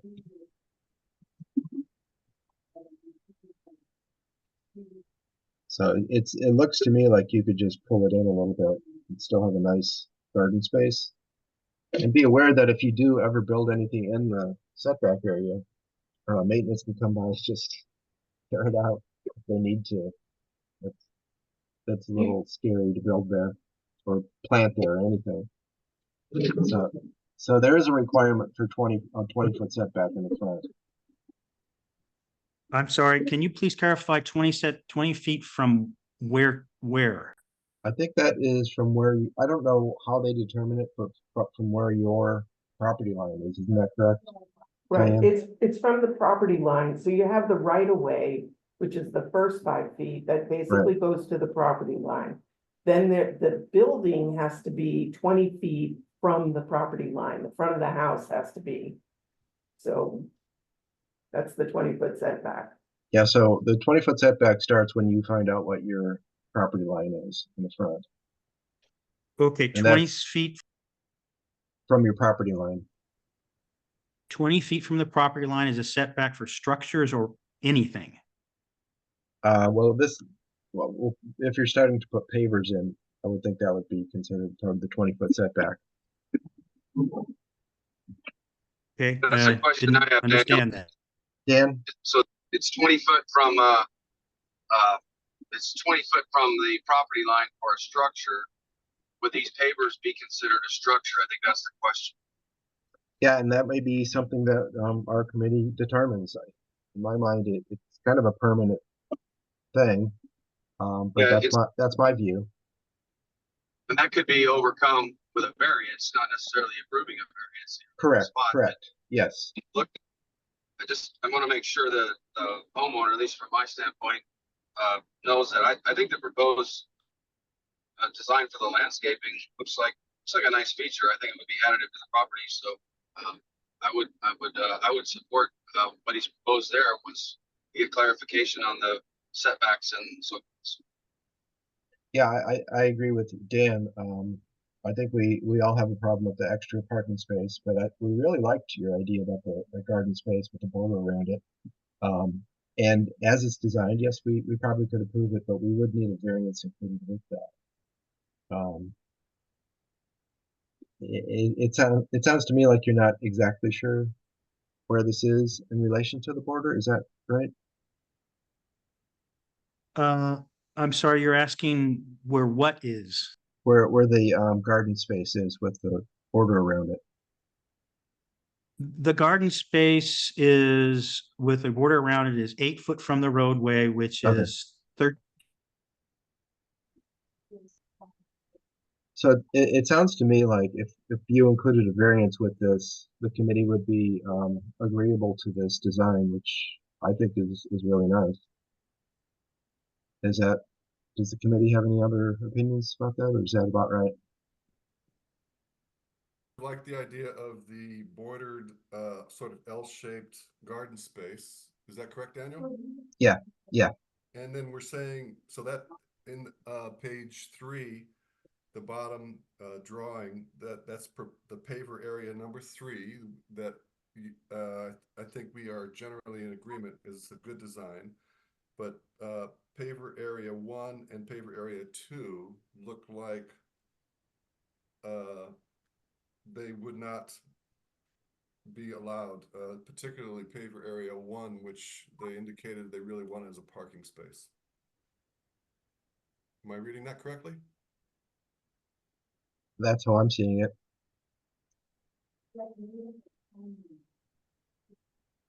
If I may summarize Go ahead, Alan. for Paul's suggestion, we're saying this is fine, but you just need to include a variance request to allow to do the pavers within the setback. I think that's all we're saying.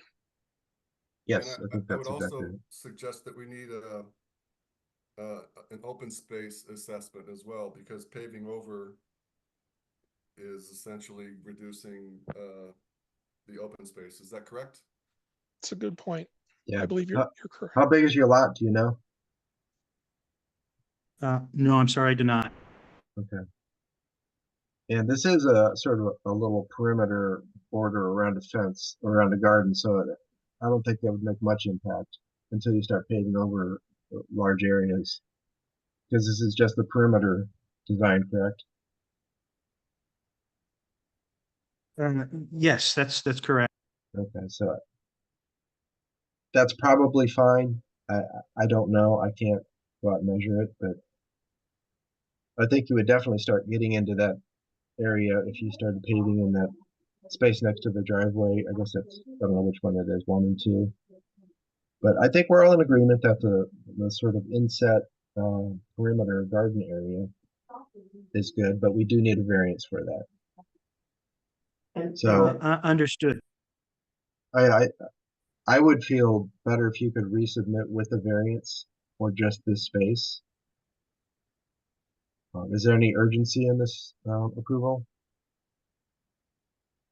Well, I think there you is get an some idea. urgency. Go ahead.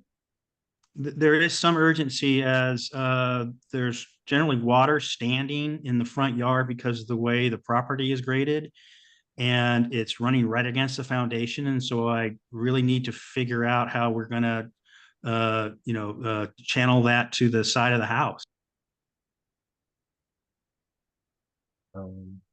How is this going to help that? Well, in terms of the pavers having it graded and using some underground grading so that the water flows around a retaining wall. Okay. Well, I don't see that garden area is going to impact that situation. The pavers, the big paved area, I think would be more drainage. problem. So I'm not sure how this approval would help that. Am I missing something? But I think using some underground like French drains to move the water downhill so that it goes around the existing retaining wall. Right now, like I said, the way the property is graded, I have standing water in the front yard with no place for it to go. So are you proposing to put some French drains there in that landscape area? Yes. Well, I don't think that's a problem. I mean, you could do that right now. I don't see any reason why you couldn't do that right now, and then we could approve the actual landscaping at our next meeting.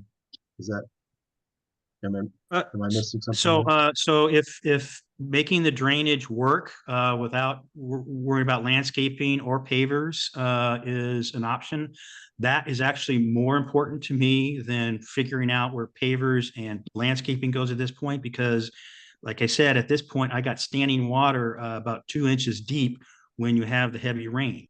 Yeah, I don't have a problem with that. I don't see any reason why you couldn't do that. Is that standing water? That standing water, is that from just like sheet flow off the driveway in the road, or is that from drainage? I mean, roof drainage. Is that downspout drainage or just sheet flow? This is all sheet flow from the existing concrete, the road, and everything else. No, all the downspouts are routed to a treatment area on the south side of the house. Yeah, I think Daniel's on point there, that if you've got some system of underground drainage to capture that water into a French drain system in that landscaped area, and then come in after the fact and tidy it up and make it look nice, you don't need our approval, do you, Daniel? I don't think so. No, I ran this by Joel and I ran it by Mike Brock. Okay. That's how I know that the answer about drainage on private property has nothing to do with maintenance, because Paul had put in a much more complex submission, and I ran it by everybody and they said that's not ACC related. He can do that as maintenance. And so it's only the aesthetics that he brought to you. Yeah, I think go ahead with that. And I think you know how we feel about this garden space. We all like it. We just need to see the variance too. It's just a technicality. We need to, if we're approving something, we need to have a record of what we're actually approving. So I would say go ahead with your drainage situation and resubmit this with some more information about your setbacks and a variance request. And I don't think you'll have a problem with that. And no parking, right? Yeah, right. Yeah, the thing, yeah, we would have a serious problem with that, and we need a lot more numbers about coverage and where exactly it is in relation to the setback. But as far as the garden area, I think we all really like that, and that's what I think you would not have a problem with. All right, thank you for your comments.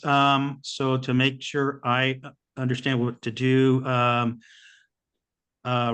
my priority right now is drainage, which actually I will focus on in the next coming weeks before the weather turns. And then in addition to that, which is under your purview, submit plans about the paver area number 3, or the planting area and that border area, with nothing on the paver area 1. And then making sure to have a appropriate variance request for any setback from, and I'll figure out what that actually means, where the setback actually is. So I'll have that included in the plan for Sandalwood Circle. I do have a question though on paver area number 2. And that is that if there's an area paved in a paver area in that area, which is actually just useless space right now, can I put pavers over there and then maybe some, maybe some like river rock in other places, or can I use river rock instead of pavers, or just to make it look nicer? There's an open space concern too. There's a certain percentage of open space that we need to maintain on all our properties. I'm not sure if that comes into play in yours. It looks like you have a fairly small lot. Is that correct? So that is fairly small. So that may take you And- beyond what the required open space is. I don't know if you got that number for us and presented it to us, we would certainly consider it. And if there's any variance required for that one, also we would need to see what that's all about. We also need some numbers on these, some dimensions on page 3, the bottom. So we don't know how wide you're proposing or how long for paver area number 2 and whether that's in the setback or not. So basically, if I could summarize briefly, it sounds like we're going to deny this request, item 40. This is not a motion, but deny the request for item 40, and with the hope that the owner or the builder can provide more information about the paver area number 3, specifically the setback. Did I capture that? Thank you, that's clear. That's how I see it, yeah. Great, so may I make a motion? Yes, make the motion, Dylan. Motion to deny item 40, exterior alteration request, 8 Sandalwood Circle, with the hope that the builder or homeowner will provide more information about paver area number 3, specifically with regards to setbacks. All in favor? Aye. Aye. All opposed? All opposed? Okay. Thanks for talking us through that. Was that unanimous? I'm sorry. I think so. Yeah. For your time. Thank you. Okay, we do have a new person who has joined. Let me. Okay. Hi, Vlad, is that you? Go ahead and unmute. Let us know what, Okay, hello. hi, what address are you here for, Vlad? Yeah, I'm here for item 33. I don't know if you already been through or not. What address Or is that? 101 Polo Park. Nope, we have not been through that. Oh, okay. So, can we do it now? That's up to the chair. We're gonna do item 10 right now. Go Ian, ahead and mute and he'll get to you when he can. Ian? Yeah, I'm here.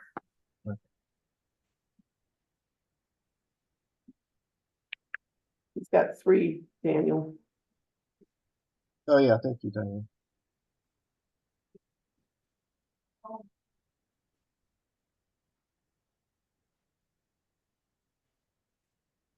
Okay, yeah.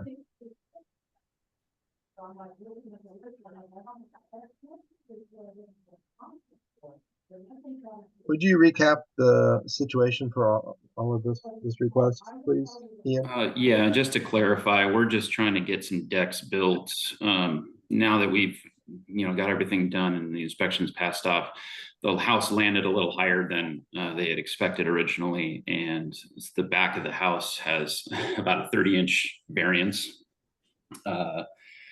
from the ground level. So we need to put a deck back there to connect the 2 doorways that are kind of hanging in the air at the moment. And that space behind the house between the awning and the property line is approximately 7 feet. So we're going to add 5 feet from the house itself, which is 4 feet from the awning. So that puts the edge of that deck roughly 2 feet from the property line. So that's what the variance is for. Are you the builder? I am the homeowner. And the builder. Yeah, well, yeah, I guess, and the builder at this point, but the house is completed, so now I'm just a homeowner. Well, this is a tough one. I mean, if this came to us as a original submission, part of the original drawing, I mean, we would definitely just say, make a smaller house. Now you've got the house built here, and part 2, by the way, we're going to ask for a little bit more. Right, yeah. That's kind of what we're looking at here. Yeah, the square footage of the rear deck it's only 150 additional square feet. I've been advised by Joel and Diane to kind of just come at this with the knowledge that now I'm butting up against the 50% rule, which there's a variance request for as well. And these decks are not going to be attached to the house. They will both be floating. So, and they'll both be 30 inches or less. So according to the county website, they say that it's not required to have a permit for. Okay. Yeah, that's, how did we get to this? Yeah, I'm sorry, is this Dan? Yeah, I was just gonna say, this is the second time we've taken up this property in the last month or so, or 6 weeks. If it's construction that's ongoing, I think it'd be good if we could see what the final plans are. It seems like we're kind of piecemealing this thing as we go along, and generally with new construction, we don't approve the house and then approve the decks and then approve the garage and then approve the driveway. So I think the one question I would have is like, is this it? Is the house done, or are we going to have another addition to it or another change? No, this is We're gonna be looking at more. This has been piecemeal beginnings. No, I understand that, and some of you are aware, some of you are not, about the trials we've been through with this place. And this is kind of where we were left because of the way that the contractor handled the whole situation. We're now 3 years in, and many, many thousands of dollars out of pocket. And I'm just trying to get this thing done so that I can use the property. So this will be the last time you hear about any sort of major construction going on here. And again, these are just extensions of what is kind of currently here. The back deck is kind of like a necessity just because of where the house landed. And the front deck, that's more or less just an extension of the current deck that's on the plans. It's just giving us the usable space outside and giving us a flat level landing to leave the house at the lower door. And Dan. Thank you. Dan. Yeah. Joel, I believe, has finalized this house. The only reason that Joel is still involved is as a favor to Ian. He looked at all of this for him, just kind of off, not as his regular AC inspector person, just because he was familiar with the property. All right, thank you. Just appreciate the clarity there. Just a point of reference and context, who was the builder on this, or the developer? The builder was Adam Foy with Originals Building Company, and he has not been on site since August of 2022. Thank you. As somebody who's been through this and is dealing with the ramifications, what would you suggest to builders who come to us with designs that go to every setback, on height, on setbacks, on lot coverage?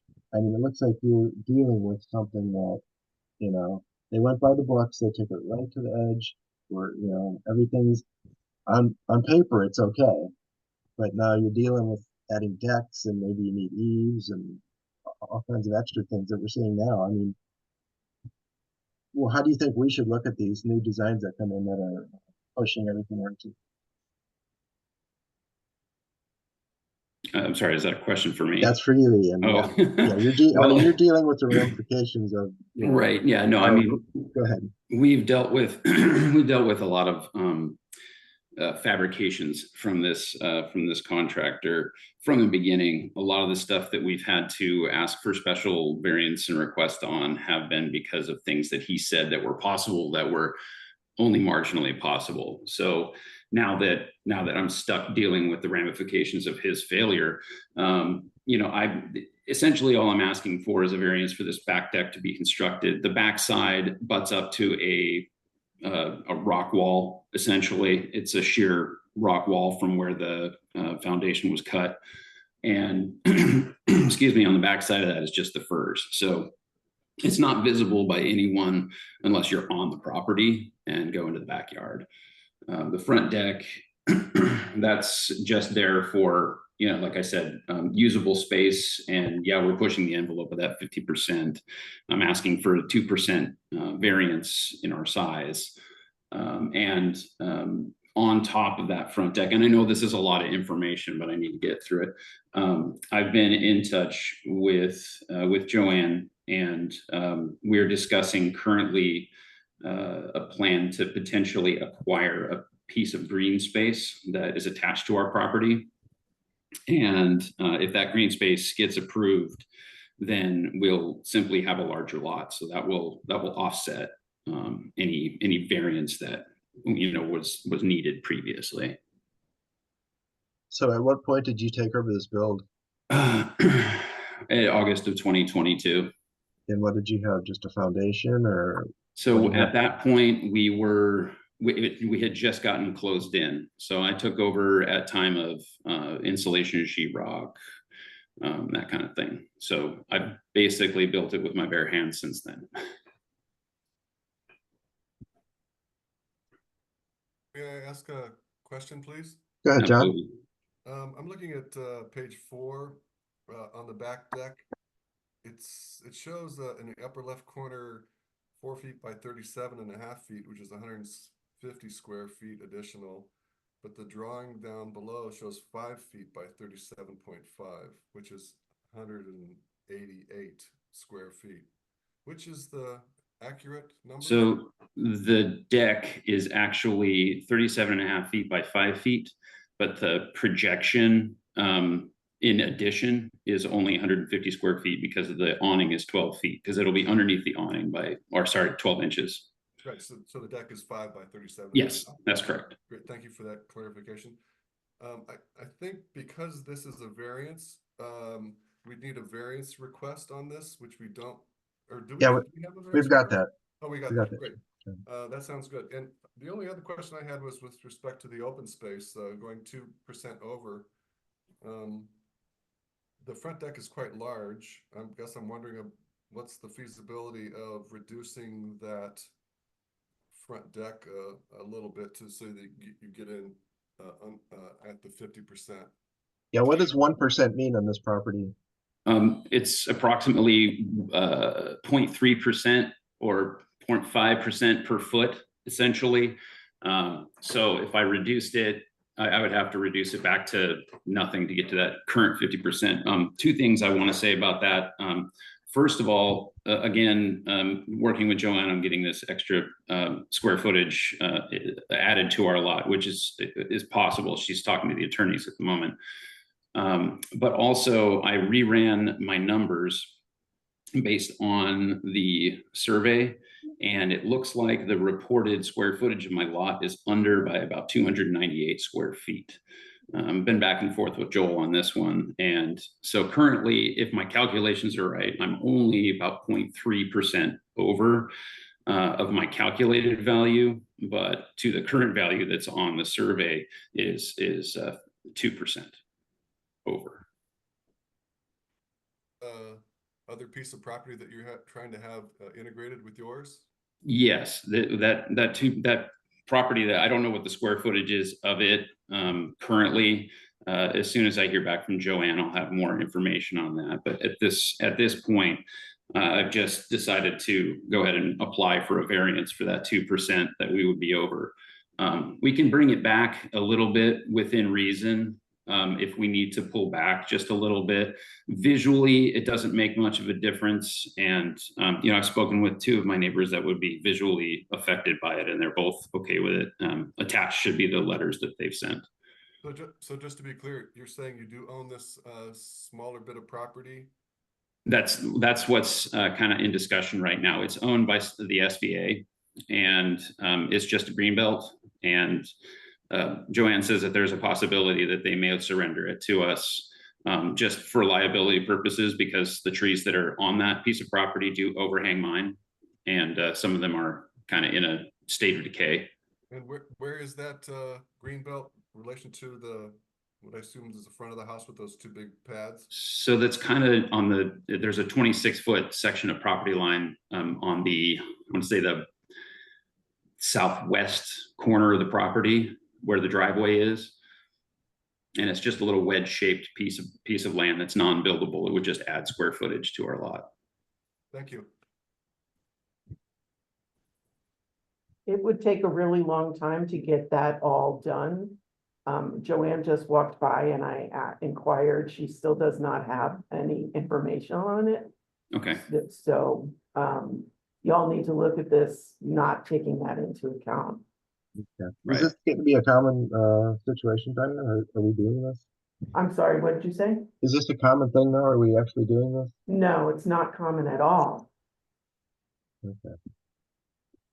So this needs to be evaluated as standalone, not as potentially a bigger lot at some point. That's how I see it, Dan. Yeah, I agree.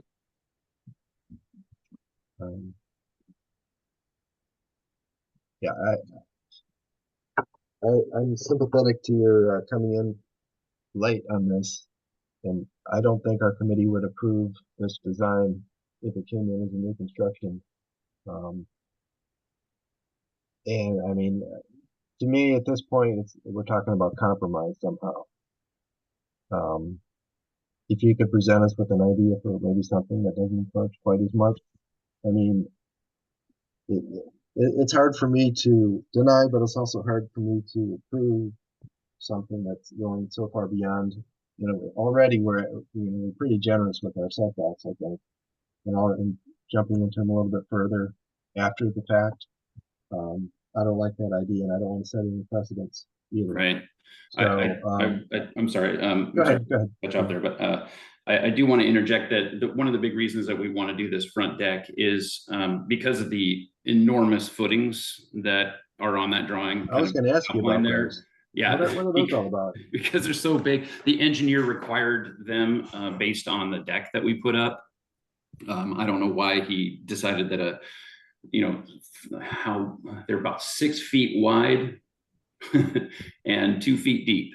So they're extreme, and they're rebar reinforced. So I don't know why they needed to be so large, but that's just kind of where we're left. And I'd like to be able to cover those because they are extremely unsightly. So, just to give ourselves a little bit of extra space outside, we don't currently have a ton of outdoor space that is usable. I can't really plant any trees in that area in the front deck because that's where all of our utilities run through, and we'd be talking about a lot of damage with roots and stuff like that. And I'd rather not put grass in, and let's be honest, nobody wants grass.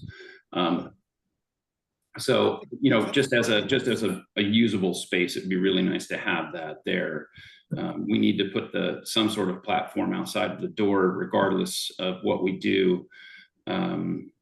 And it would be great to have that space. And if we're not going too much over that 50% rule, we can, again, like I said, I can bring it back probably a foot or two without compromising too much the planned space. Yeah, it looks like your design goes what, like 5 feet beyond these footings.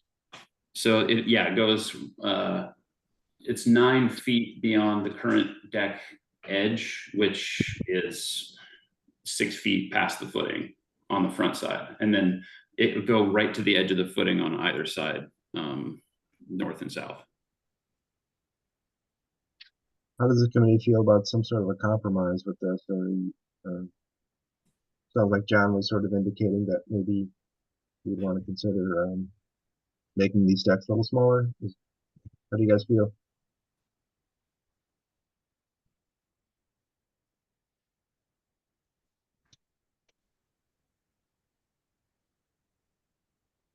You got it with the exist. Are the footings and so forth with that sort of a stone retaining wall a bit? Is that the front of the house or the back of the house? Or that's the front of the house. That's the front of the house. Great, thank you. Oh yeah, I thought that was the back. Now the back deck is I've reduced it as far as I can. As far as the length of it, we need it to go from basically the edge of the house to the just past the doorway. That's our kitchen exit. So that gives us some usable space. That ground under there is not much more than a drainage catch, and it's constantly soggy. So there's not much landscaping that would be even feasible back there. So given the circumstances and the narrative that goes with this situation, are we inclined to approve as submitted, or do we want to see some sort of compromise?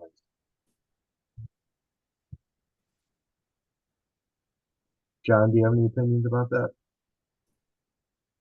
Tending toward approval of 2% over the open space, especially given that there might be some question about the actual square footage of the lot and so forth. And then we have a variance request for the back deck, which I think is unfortunate that it landed this way, but that's what the owner is having to deal with. So my general tendency is to approve as submitted. I have one question for you, Ian. Those stones between the footings and the house, are those going to come out? No, the deck is a 2-level design, so we'll have a platform in front of the home. That'll be roughly 8 feet from the doorway, and then we're going to have 2 to 3 stairs that go down to the second platform. Kind of mirrors what's going on inside of the house. We have a 2-level design inside the house too, so aesthetically that it made sense, and it helps us conform to that 30-inch rule. And so the stones will be covered by the new deck? That's correct, partially. Okay, thank you. Mm-hmm. Those are my opinions and comments. Why don't you, Alan, do you have something? I was just going to say I was inclined to approve it as well. Okay, why don't you make a motion, Alan? I motion to approve items 10, 11, and 12 as submitted. All in favor? Aye. All opposed? So unanimous? Okay. Good luck, Ian.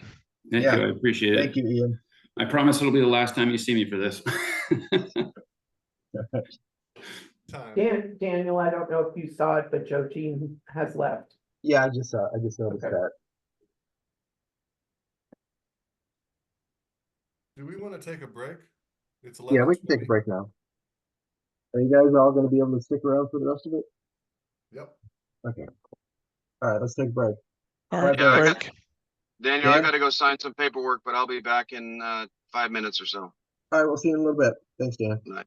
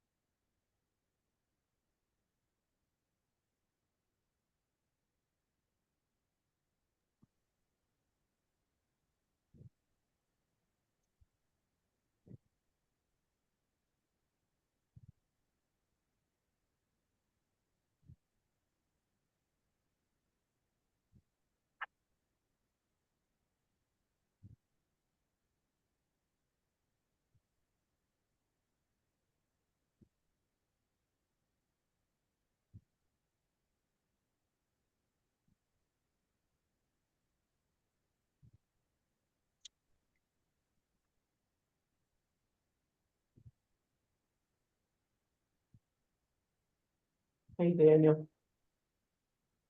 Diane? Right Yep, here? I'm here. So I have two more with people here. Okay, who's Chad here for? Sunflower.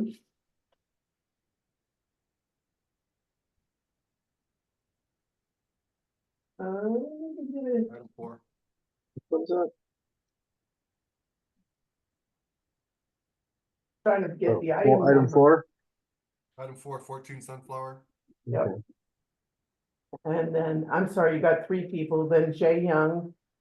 Yep. He's got a bunch, and then Vlad, who has 101 Polo Park. Okay, yeah.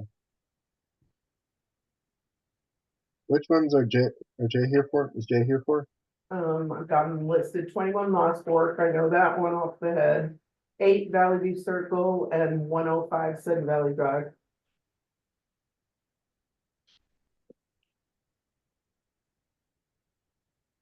Okay.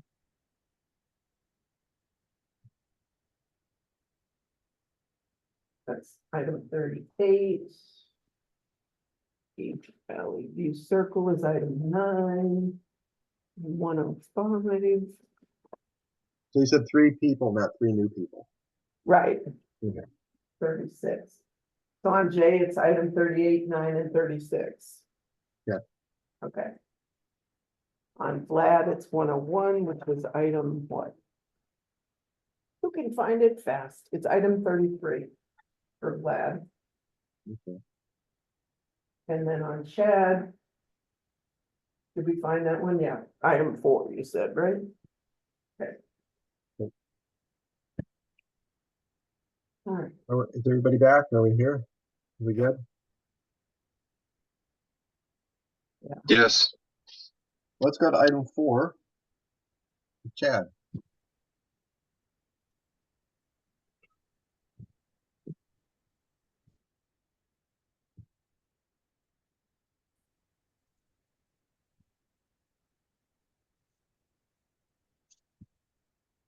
Anybody have any comments about this?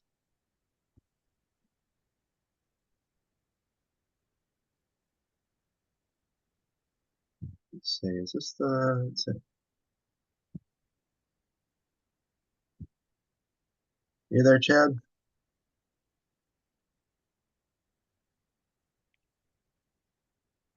Daniel, are we on item 4? Yeah, we are. Yeah. Are you there, Chad? Yes, I'm here. Sorry, I was in a conversation. Sorry. Right, yeah, no problem.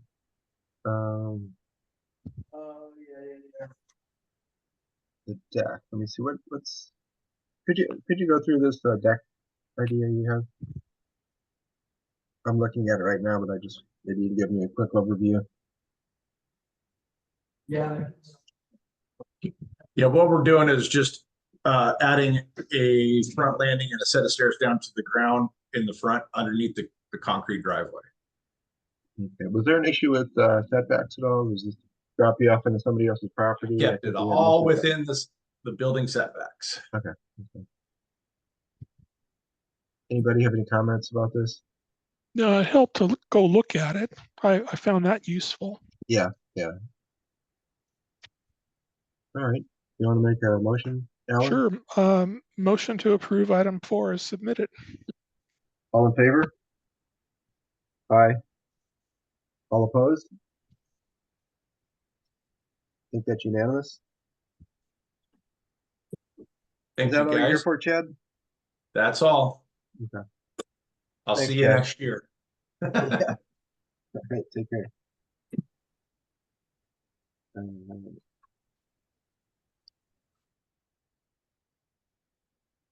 Let's talk to Jay. Start out with item 9. Item 9, this is, sorry guys, Valley View Valley View Circle, is that Circle, correct? Yeah. Great. So you're back again. You want more.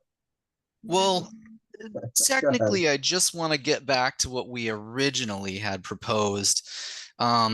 Here's my understanding of the timeline on it. Originally, we brought in this project with a site plan that showed Our parking in the right of way out front of the house. As you guys know, Valley View Circle is a one-way road. It's very narrow. What we're proposing is that parking there in the right of way, which originally our intent was to get rid of that large tree that was at the very right side. I have it designated with a circle. Yep. Originally, we wanted to get rid of that tree. There was some discussion throughout the timeline of coming and seeing you guys about this, and our discussion that ACC wanted us to try and keep the tree. The next time I came back, I had an arborist report that showed it was definitely a hazard. And then there was everybody was good with us removing it. And now, since we are removing it, I'm back to just see if we can revert to, my request is essentially to revert back to what we originally proposed, which is that parking taking up a little more space. So it's functional, not just for, the homeowners who will be buying it, but with a street that narrow, even though it's one way, everything helps. So that's kind of what I'm here for on this. Okay, what's the size of the parking on the other property? It's not as big as this because the encumbrance we have on that side is the power pedestal. If you'll recall, we've got these 8 and 10 Valley View are side by side. And at least the portions of the driveway and the parking and pretty much everything out at the front of the road is identical. They're not mirrored, they're identical, like cut and paste next to each other. So at that space where the power pedestal cuts into that parking in the right of way, it's funny, that tree that we have now since removed pretty much sits in that same spot. So since we had to make it smaller on the other side, we'd like to make this side a little bigger. Just to Now you've got staging area across the street, is that right? I'm sorry, say that again, sir. You have staging area across the street? Yep, that's temp parking. That's temp parking. And if you recall, one of the conditions of approval was that we would work with Mike Brock from maintenance to, I think the term used is restore the ditch to its native vegetative state. So Yes. it is temporary. Okay. Yeah, I mean, you've got a long driveway here, right? And that goes into a garage, is that correct? That's correct. In both of these properties. And remind me why we need the parking on the street in the first place. Elevation wise, if you can read the topo lines, they're pretty light, but that's a pretty significant drop off there as it curves back down into the driveway. So much so that one of the other conditions that we agreed to was a rake finish on the driveway because it's pretty steep. Yeah, so it's not the kind of driveway, you pull in and park. I mean, you could as it flattens out to the bottom, of course. But it's not really other than that, right in front of the driveway, you get some parking, but a little bit. But it's pretty steep. Okay, well, I'll just say my piece and see if my committee has any other comments. You've got the driveway. You're seeing the trend toward fewer and fewer parking spaces off street. I don't remember how I voted on approving this parking space originally, but I don't know that you need more space for parking. I mean, I really would like to minimize how much of this Sudden Valley is paved or gravelled over. You've got the long driveway. You've got a garage. I mean, you haven't sold me on why you need to make an even bigger parking space there. Hey Daniel, yes, just a point of clarification. We never approved this parking space. We did not approve this building permit for a variety of reasons. One of them was that tree that was there. We said we didn't want the tree removed, which what was going to be required for that parking space. Once we got further into the construction, we decided, well, that tree is going to end up having to come out. We don't want it to come out, but it's going to have to come out for this construction. So in this case, I agree with you. Two wrongs don't make a right. I mean, it's not the decision of the ACC or Sudden Valley to build this house here and the way it's been built. And I think we should be consistent about not allowing additional off-street parking when there's plenty of parking on street or plenty of parking on the lot. So. Yes. Yep, that's fine. I think my only pushback, Dan, is that, there's not plenty of parking on the lot. And there's no parking on this street. So, I guess I don't want to come off trying to sound like I'm being magnanimous, but anything helps on a street this narrow. That's what I'm trying to push for. I mean, we've got, if we can basically give back, what we're doing is basically giving back to the right of way, and giving some more space on a street that has little to no like room to even get around like a delivery truck that has to pull up, or a propane truck that has to come up and do their thing. That's what that's what I'm driving towards on getting this space expanded. It's not for necessarily us, it's for the users of the road. Well, I mean, you're not really giving anything back either. It's Sudden Valley right away, so it would be Sudden Valley right of ways to give. So to be clear, you're not giving anything back. Well, right, but it's also a cliff. So if we don't make this flat and extend it by, when it's really only like 5 feet, maybe, if we don't extend it and make it usable, it's just unusable cliffside space. Yeah, that's our impression, and I mean that's not a bad thing. I mean, I see you've got this pedestrian bridge, you got the parking, and that's sort of extra. You've already got your driveway, you've got your garage. I don't see a need for that road to need more parking on it. I don't think you need it for the property. And to extend it even further, I would be inclined to deny that. Anybody else have any opinions? A question. Alan's got his hand up. Thanks. Go ahead, Alan. Clarifying question. Item 9 deals specifically with reverting back to calling that area a parking place, right?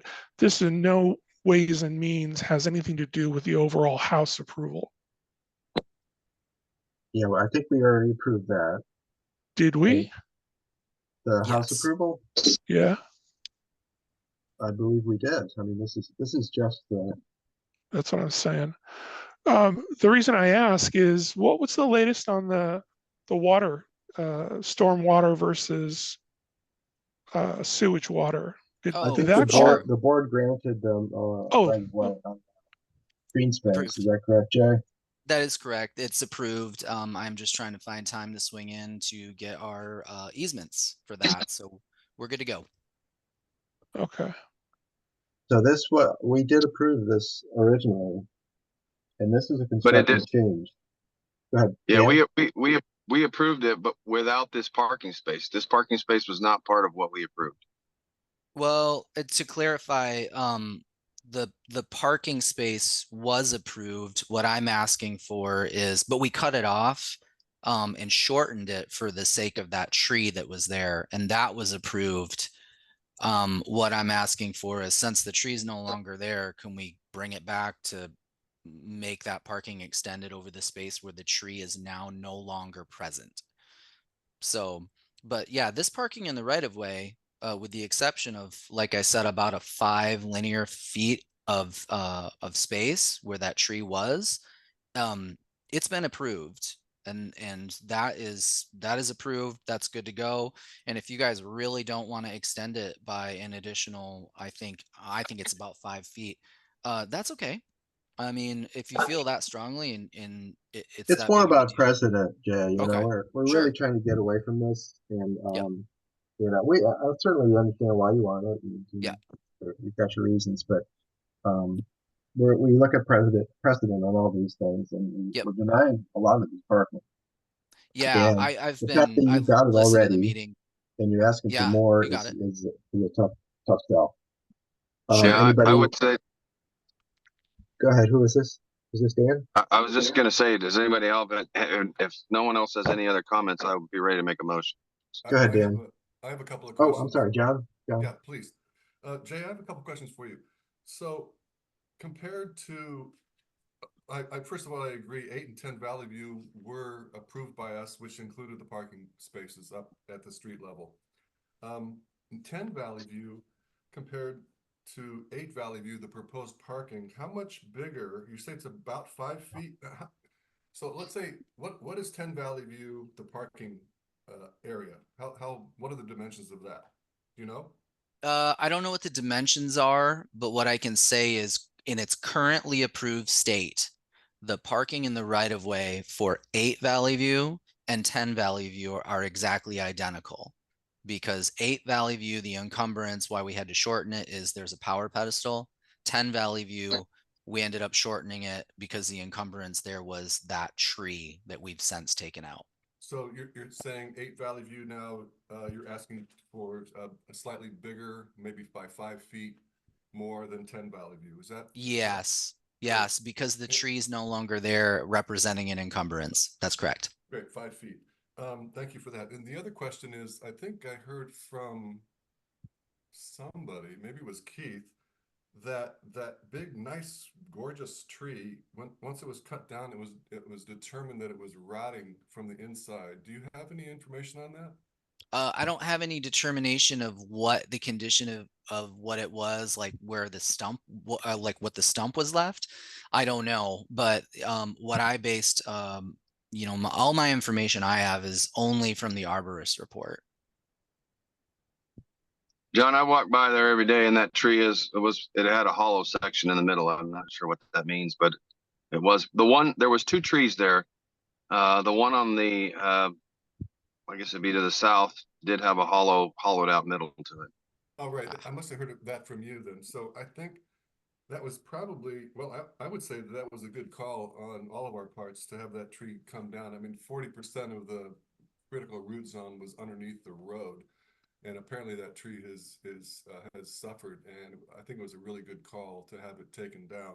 So with that in mind, if Jay is asking for 5 extra feet of parking up there, where parking has already been approved, I would tend to agree that that is an appropriate ask. Thank you. Make the motion then, John. Are there other comments? I go back to what Daniel said about the precedent. I mean, we've had several conversations with homeowners today about not approving additional off-street parking or expanding off-street parking. So again, I don't see where it's necessary here. And I think to be consistent with what the directive we've been taking with other homeowners, I don't think we should approve any additional parking just because it's available. Yeah, just because the tree was cut down, you don't necessarily need to pave over that space. He's got parking there. It's not huge parking, but it is parking, more than a lot of people have. So I stand by my statements earlier, and I agree with Dan.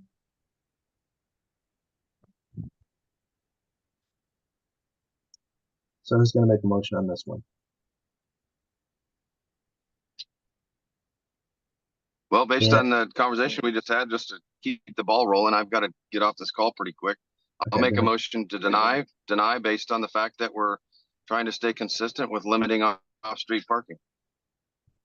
All in favor? Aye. Aye. All opposed? Is that unanimous? Okay. Not unanimous. It's not? No, I John? oppose. Okay, John opposed. Okay, so majority. Did you get that, Diane? I did. Okay. Okay, the next one is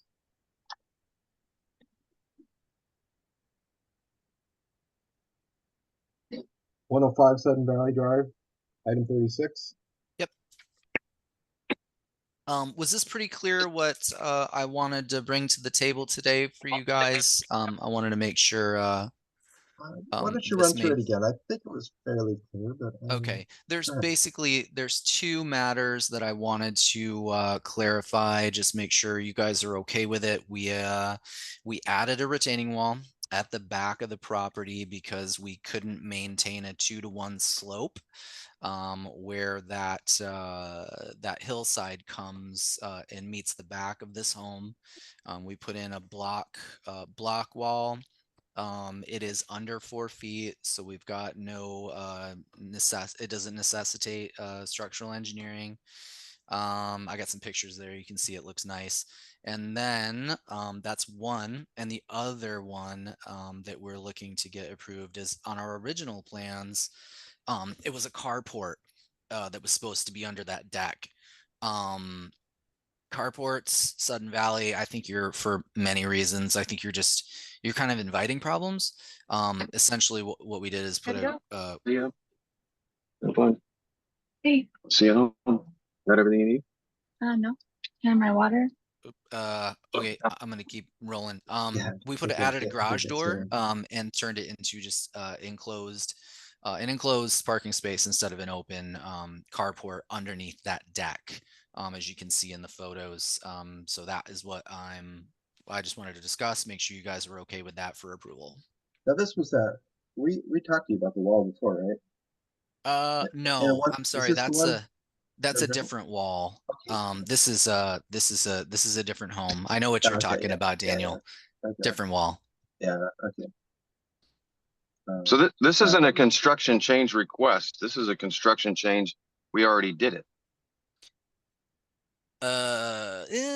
Yeah, I guess so. I mean, we're coming to the end of construction here, and I got to deal with this sooner or later when Joel comes out to final everything. So I'm trying to get ahead of it. Yeah, you're right. If we should have discussed this earlier, but yeah, you're right, Dan. I'm guilty in that regard. That's just just a point of reference. I mean, you come to this committee with all kinds of different requests, and I mean, you got to be intellectually honest when you approach us. Otherwise, everything's circumspect. No, you're absolutely correct. So there's this retaining wall's got setback issues. It's got footprint issues. The carport wasn't part of the original design. I don't know how the hell we deal with this. So the carport was originally part of the design. Well, but you've enclosed it now. You've made it into a garage, so now it's part of the house. And I mean, yeah, again, I don't know how we deal with this. Right. So you've already enclosed the carport? Yeah, so let's take it one step at a time. If you guys want to discuss the carport, it doesn't add to it's unconditioned space, right? So it doesn't count against the inhabitable dwelling space of the home. It serves the same purpose regarding, what the county considers it. It has not added to, the dwelling space of the home. It doesn't increase the footprint at all. Alls we did is just put brick and a garage door over it, and it's still a garage space inside. It's just enclosed. Okay. Yeah, I mean, to Dan's point, I mean, Dan makes a really good point. I mean, we need to know about these things. Yes. And if there's no pushback from us, I mean, everybody's just going to start making up their mind and doing things and saying, oh, by the way, this is what we did. Right. That's what we're here for. I mean, we spend a lot of time looking at these things, and a lot of people do present these things to us before they do them. We got to give you some pushback on this. I mean, I'm not necessarily opposed to what you did, and that might have been part of what your thinking was, but still, I mean, that's quite a change from the original, and we can't see this keep happening. Right. Yeah, and I totally agree. Not just from you. I'm talking everybody. I mean, yeah, we talk a lot about precedent here, and I think that's important for our committee. This is a big thing. What's the protocol for contractors just doing things like this and then coming after the fact and saying, well, now I'm asking for a change request that I've already actually done? Is there a fine for this or a penalty for that? Yes, admin will take care of that. All right, thank you. That would be Joel Carter's, he'll be the one doing that. So Jay, with respect to the carport, you say it's enclosed with a garage door. Is that a functioning garage door that goes up and down kind of thing? it is. Yeah, it's on a track, same way as the other garage door right next to it. It's the same thing. wall at the rear of the house, that's already been constructed, as we've just discussed. Is that a change from an original design, or I'm a little unclear about that? Yeah, so originally there was no retaining wall there because it was thought that where the house was going to land, the slope would not necessitate a retaining wall. The way the house landed with that back wall, we didn't increase the size of it or the footprint or move it substantially at all. It just ended up that where we're after excavation to get the foundations put in and all that, we could not maintain a 2-to-1 slope, which is my understanding, sort of the magic number. If you can't maintain 2-to-1 slope, you got to do a retaining wall. So we did a retaining wall. It would have had to happen anyways, but in the spirit of this conversation, I want you guys to understand, like, it's not my intent that we're going to keep just doing things and bringing it to you after the fact. This happened, and I missed it. It's the same thing with the with the enclosure of the carport. That, like, my guys on site, they ended up running with it. I was aware of it, but I completely it got past me. So on both of these. I'm always interested in how builders come to us and say the house didn't end up where we thought it would. How does that even happen? Yeah, well, it's, I don't know. I'm not the guy in the field building it. So probably better to ask. Going forward, I mean, this is more ammunition for us to pull back on these setback allowances and variances. Yep. Because I'm hearing this fairly often where the builders will come to us and say, well, it's not how we planned it. I mean, we've got a drawing with all the engineers who looked at it. How does it change?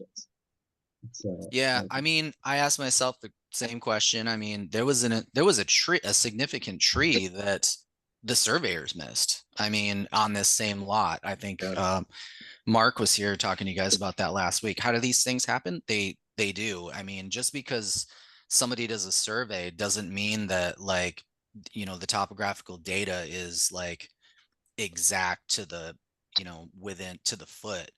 And I can understand that. I mean, this is it's a big build. It's Sudden Valley. There are complications, but it does add a lot of ammunition to our setback variance requests. That's something we will certainly consider. So just a note to the builders: do not build right up to the edge. Yep. Because this is the kind of story we're thinking about when we deny your variance. So what do we do here, Daniel? We really don't have any choice but to move forward and accept this as submitted and assume that ACC or the admin will deal with the penalties and the fines. Yeah, actually, you can make them take it out. Yeah, I mean, we could, and personally, I mean, I don't have a problem with it as it is. I think that's what Jay kind of counted on, because in my mind, an egregious thing. I think the carport thing is a good improvement there. That's my view. Anybody have any serious problems with this? I mean, there will be repercussions for how they handled it, but as far as how it looks now and what we think about it. I have a quick observation. John? Since Sovereign Homes, I believe you have an engineering firm that's lockstep with you all, the same company. Is that correct? Yes, that's correct. What if we were to approve this with the stipulation that you get your engineers to go out to the site and look and say, this is an adequate retaining wall for this particular application? Jay, was there a wall on this original design? There's not a wall in the original design. We added the wall because we couldn't maintain a 2-to-1 slope, but that's not an engineering, just like the only part of the engineering that would be required for this is if the wall is higher than 4 feet, which this wall is not. So there was no requirement to put this wall in. No, it's maintaining 2-to-1 slope. Yeah, is the requirement. Does that help, John? Yeah, I think so. Is it in the setback, this retaining wall? In the setback of the house? Is it, Property line? is it 5 feet from the back of the house? Yeah, it's From the in property pro- line? Oh, absolutely. Yeah, the Okay. property line's way up by at the top of the road for sure. Okay. And the neighbor to the side? Yeah, 5 feet? we got a lot of space for Okay. sure. It goes way up there. Any other comments?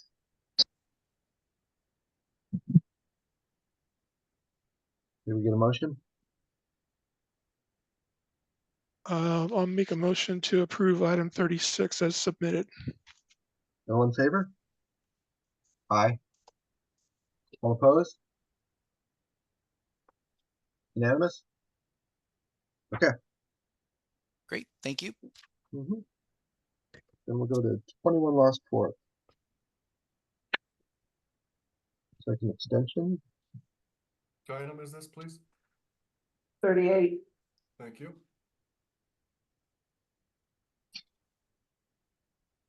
Oh, yeah.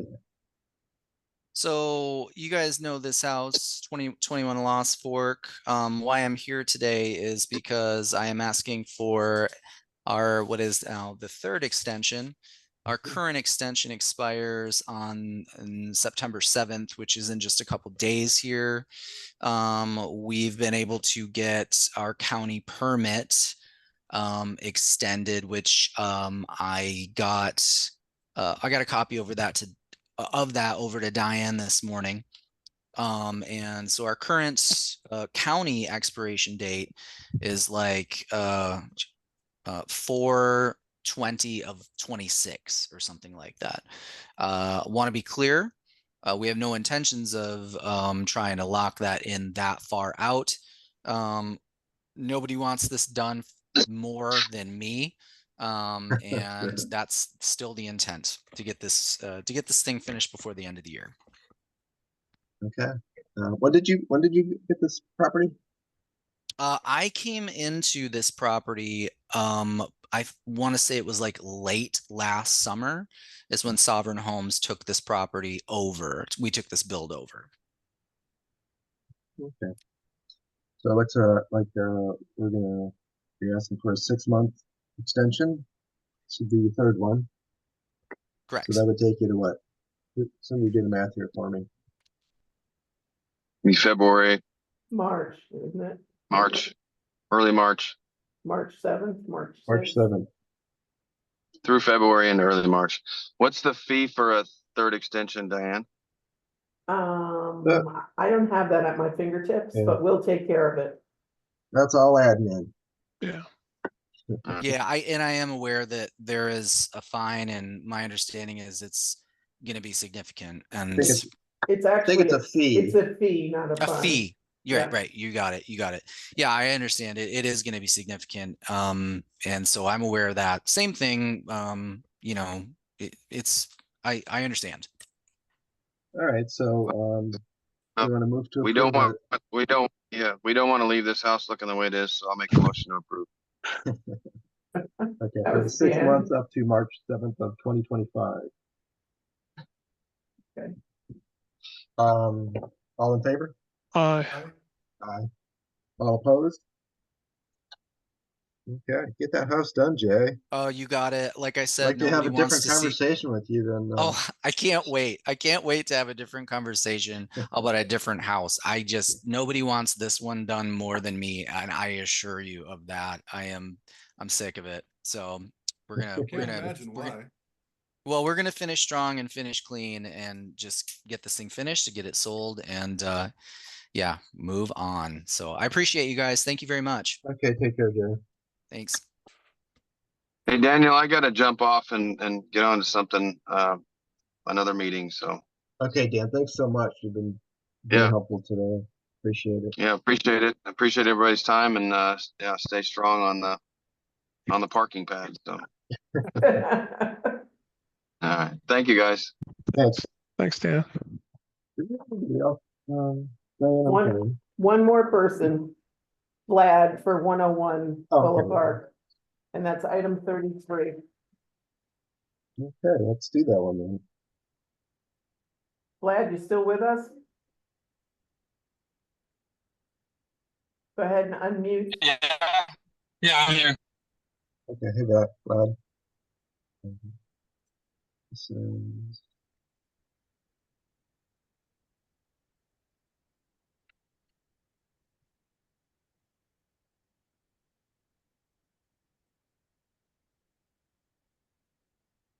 Oh, this is new construction, okay. Yes.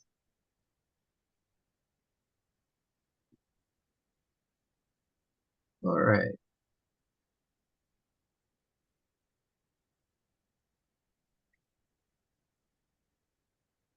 I'm just going over all this stuff right now. We don't have the benefit of having Joel with us, so I'm kind of reviewing the situation again.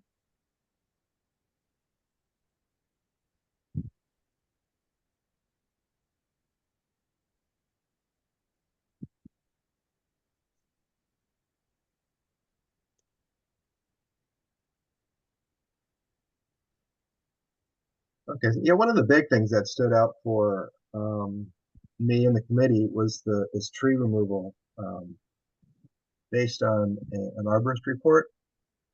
It looks like you've got a canopy coverage percentage before we start adding red lines around these trees and yellow lines. Is there a canopy coverage number after these trees are removed?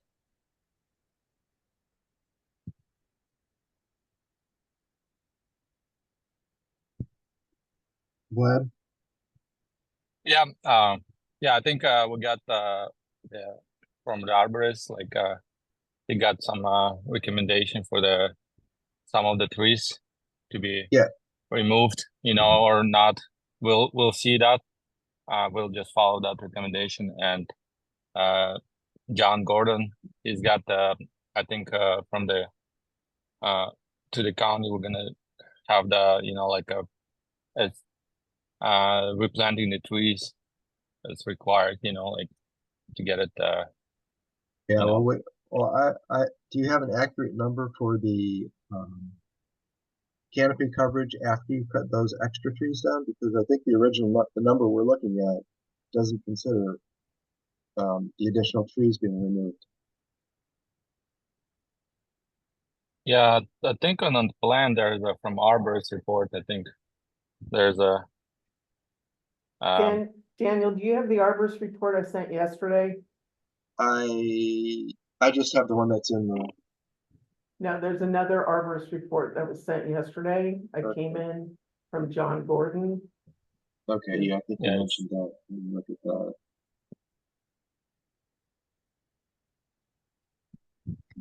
Did you send that out to everybody? I don't know if I sent that one out to everybody. Let's see. You sent that yesterday? Yeah. This is why it's so hard when it comes late. Yeah. Okay.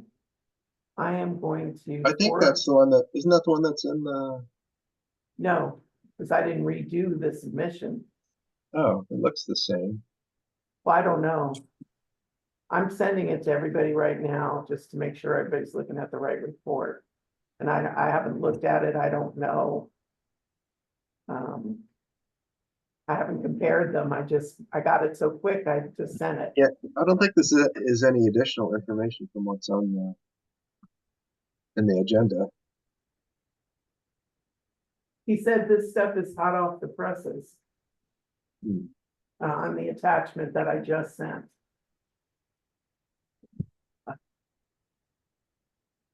You're right, it's dated 7/30/24. Yeah. Hang on, I'm gonna mute you all, continue or whatever. And I'm gonna see if I can get Christopher Hunsaker to jump on here just so that we can get this resolved, if that's okay. You agree? Sure. Yeah, so Vlad, it looks like there are more trees than the original plan. So what is the canopy coverage on your new number with those trees removed? Do you know? The canopy coverage. Yeah. Let's see if it's on the arborist report. It should be there on the arborist report. I think it's like. I see a 42 on the original plan, and then I see the plan with the trees circled, but I can't quite read that. Yeah, I think that's what it is. It's supposed to be like it says there on the report.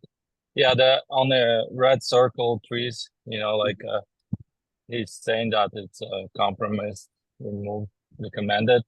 Yeah. But we'll like look at it on that, like closer when we get it. But we might gonna save some, if it's not gonna be.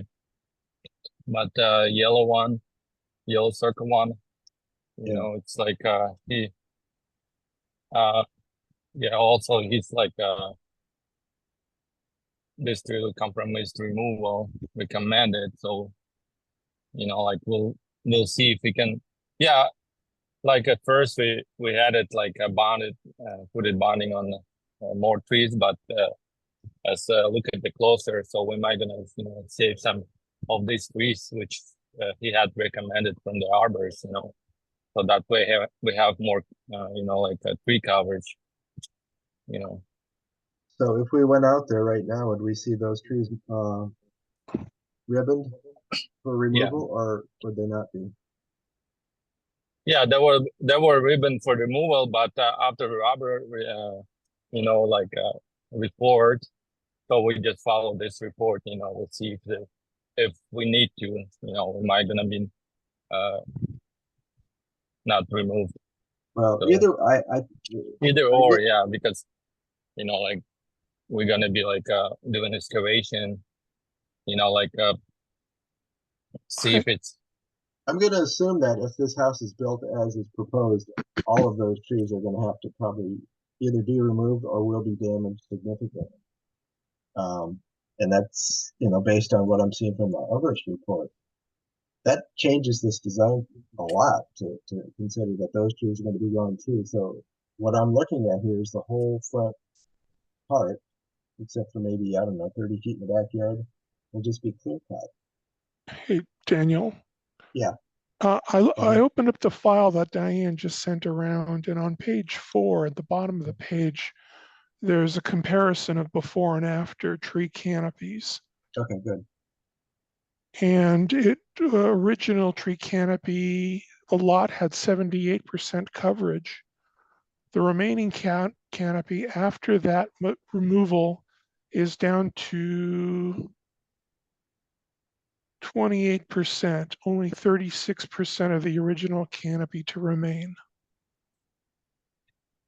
That's a significant loss, as you were saying. Yeah, it is.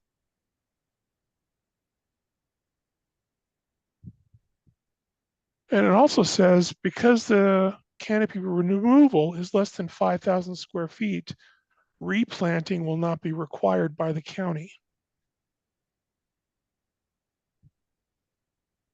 So I was looking for that in the original report, and I didn't see it. Like no mitigation. Right, yeah.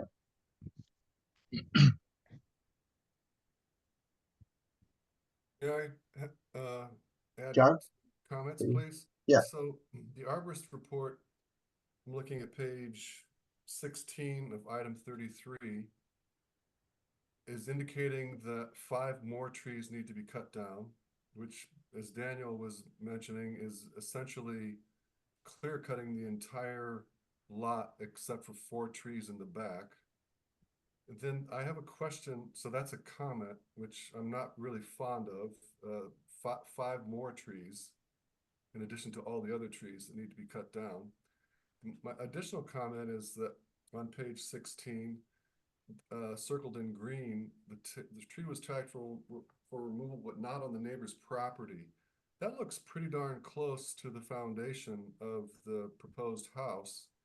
So if it's on the neighbor's property or it's co-owned, I would suggest that tree is probably going to be significantly compromised as well. So we might be looking at 6 more trees that need to be taken down or that will be severely compromised.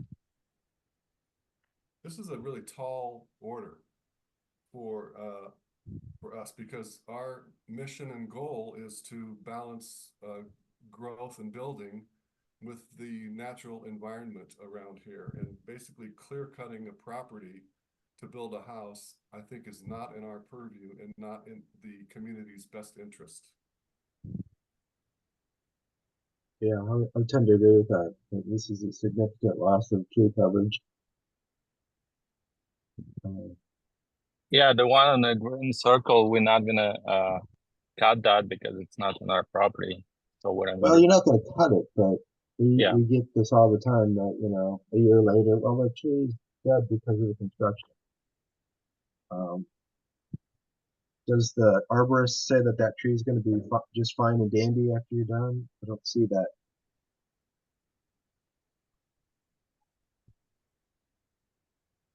It says this tree was tagged for removal, but not on the neighbor's property. I don't even know what that means. But not on the neighbor's property? What does that mean?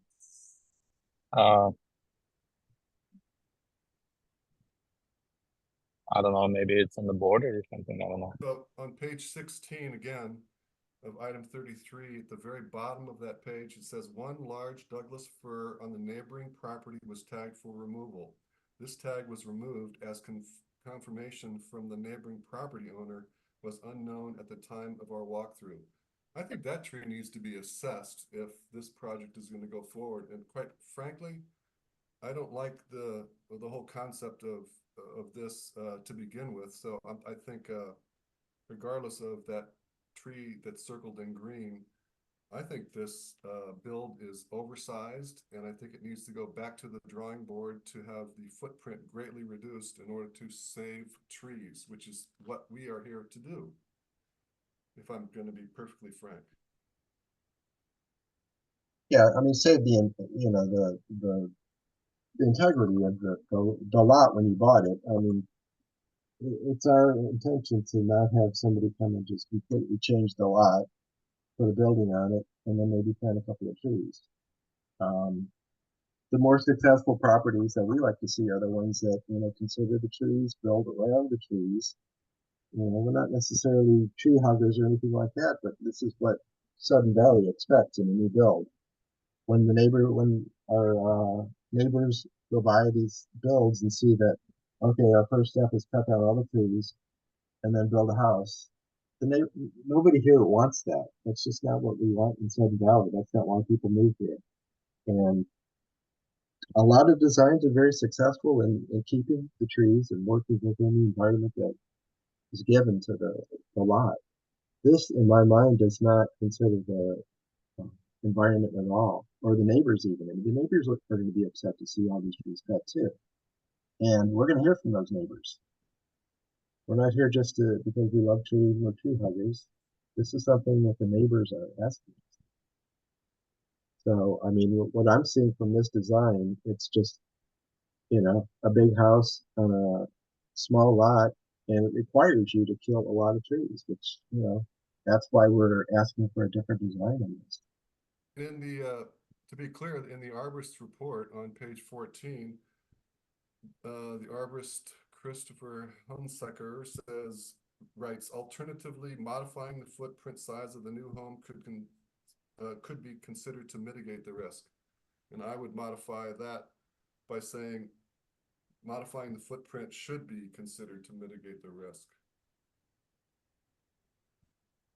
Yeah, I think that's enough information from our committee and from your arborist. That's why we asked for an arborist report, because we want their opinion too.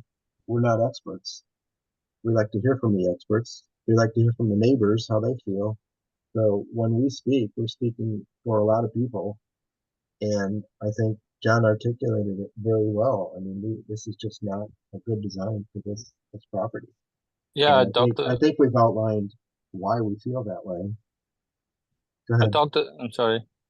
I talked to the neighbor on the right side of the property. There's a house, and he was, you know, like concerning, like he was happy if we remove some of those trees, because already like on his side there was some, you know, like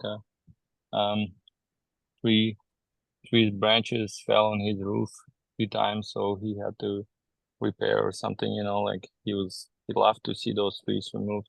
closer to his property, so.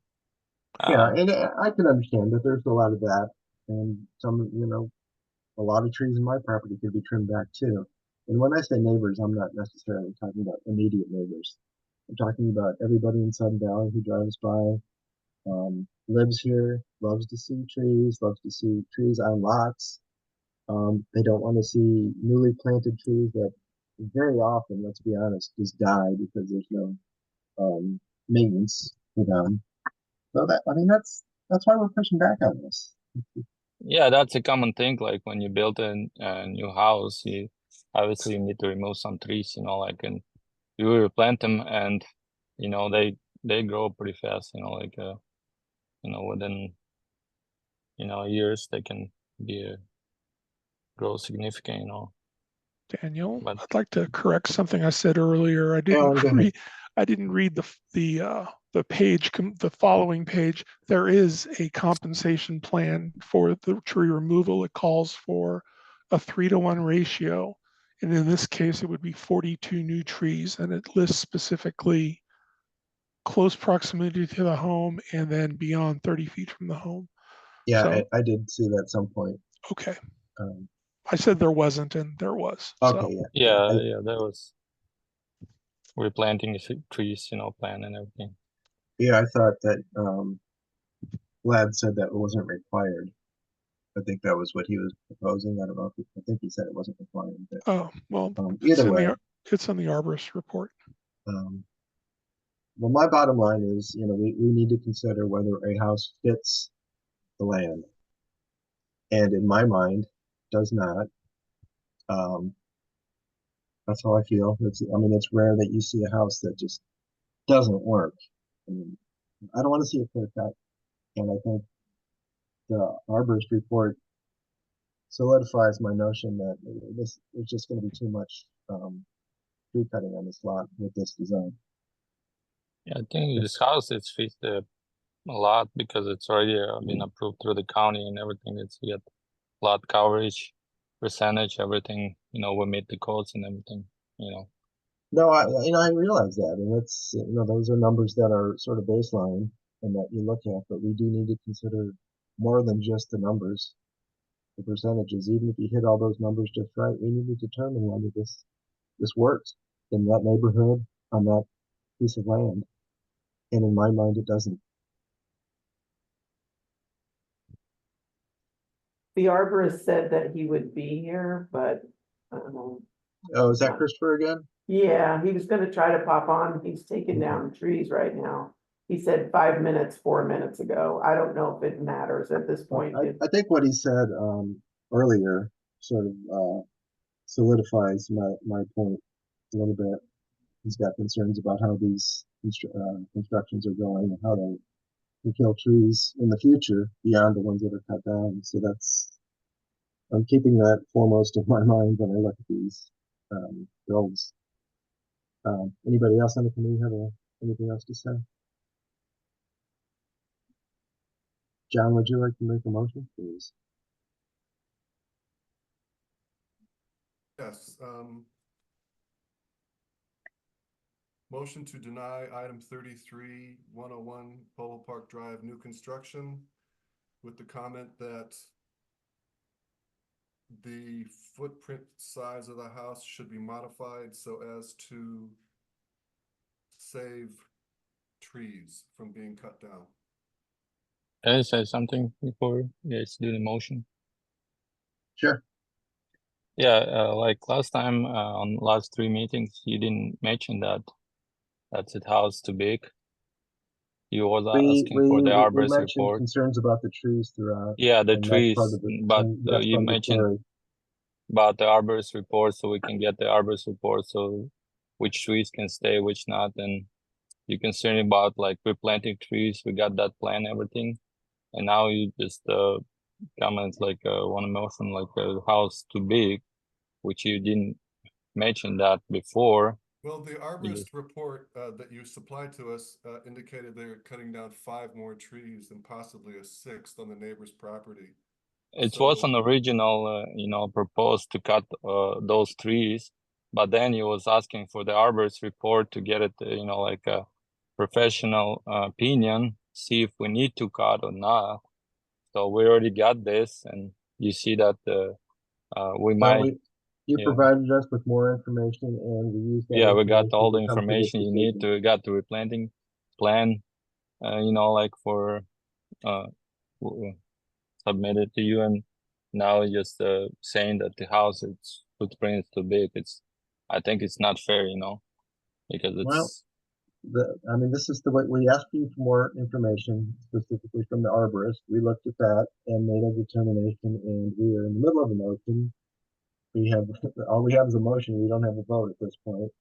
But yeah, the motion is informed by all of the information that we asked for and that you provided. Yeah, I provided everything you asked, and now you just wanted like something else, you know. This is not arbitrary. We spent a lot of hours on this property, so let's just move on with the motion. All in favor of John's motion? Aye. Opposed? So we're unanimous. Diane, did you get what you need? Yep, Okay. thank you. I think you understand where we're coming from, Vlad. We want to help you out, but I think you know where we're coming from. Thank you. Is that all we have waiting for, Diane? Yes, that's it. All right, let's get right up to item 5 Larkspur Court.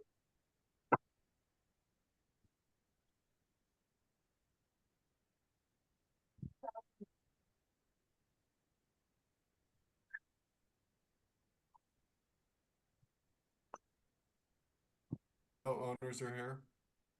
No, we're alone. Well, this one has a ton of stuff going on. We visited there, Alan and Daniel and myself. There's a lot of moving parts here, and it's really unclear what they're asking for. So for instance, when they say add new addition to the entry wall with a staircase, I have no idea what that refers to. Remove earlier in there, removal of stair, platform, and storage. I don't know what that entails. Some other things that were really, in my mind, just very unclear. So I don't know how we proceed with even discussing this if we don't have the homeowners to walk us through the details. You know that you approved, you approved this, right, prior? Pardon me? You know this is a resubmission and that you previously approved. Oh, okay, so there's recent changes to the proposal, so I don't know what the original one was. I provided the minutes where it was approved. And so now they're changing what you previously approved.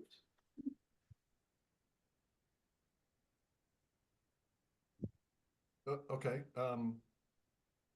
So I just wanted to make sure you knew that. No, I appreciate that clarification, Diane. I'd like to hear what the other members think. New French door in place of center window. I think I understand what that is. Removal of stair, platform, and storage. I don't know which stairs. That I'm counting 3 different stairways. Yeah. Property. Removal. Let me save you, John.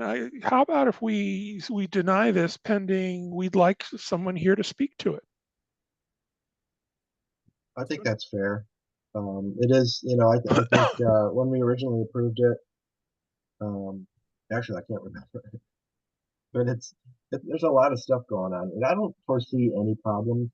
But I agree with you guys that I don't really understand what they're asking for, and I don't want to be surprised. But it's kind of a crazy stairway patio kind of house, which I kind of like. It's a tree house. Oh yeah, no, I dig the house. There's just a lot of stuff going on, and I just would feel better if somebody, as you said, give me an overview. Yeah, I think so. I would actually entertain the thought that we could meet these folks on our tour and just have them say, this is what's happening here and this is what we're proposing there. Just to make. Well, honestly, it was a bit daunting, when we when we went up there, we're like, Yeah, but I mean, you you know, couldn't get up the driveway because the cars were parked there. I mean, you yeah, couldn't go I down I those didn't know where the steps. front door was. I couldn't find out how to get up there. Yeah, I couldn't figure it out. It looks like the end. Maybe I'd we like meet him to- out front or I something. think you're right. I think we do need a little bit more information. I don't foresee any issues, but I do want to make sure we're not blindsided by this one and suddenly there's something that we agreed to that we didn't understand. I So agree. yeah, let's deny and respectfully ask them to meet with us and kind of go over this a little bit better. Sure. May I propose a motion to deny item 5, exterior alteration request 5 Larkspur Court, with the comment that we would really appreciate a little tour and then at minimum that they attend a meeting so that we can discuss the details. Yeah. Nice. Both of those things. Yeah. Okay. Yeah, for both of these items. Yeah. Oh, 5 for and both, 6. the shed also? That's just a shed. Let me see. Can you finish this one before you start that one? Because all Yeah, they were, yeah, okay. Yeah, let's finish the first one, and that'll be. I'm sorry, John. You made a motion for this, right? Yes, item 5, motion to deny. Yeah. We would like to speak with the owners or have them give us a tour. Okay. Aye. All in favor? All opposed? Okay, unanimous. unanimous. Okay. Okay, item 6. I think that in my mind, go ahead. I was just gonna say, they're just filling in some information that you wanted, so. Yeah, I remember this one, and the information that they provided concerned us in the fact that it's a corrugated metal roof, which this is going to be attached to the house, so I'd like to see that roof match the house roof. And corrugated metal, I don't think that's even allowed for an addition to the house, which I'm looking this as. Is that your view also, guys? I like the idea of matching roofs. I'm not fond of the idea of the metal roof for the shed. Correct. Yeah, that's how I feel too. John? Propose a motion to deny item 6, exterior alteration request 5 Larkspur Court, with the idea that if we're going to be talking with the owners or visiting there, that we would discuss the shed at the same time, because I think there are still some outstanding questions. So motion to deny item 6. All in favor? Aye. Aye. Okay. Yeah, good motion, John.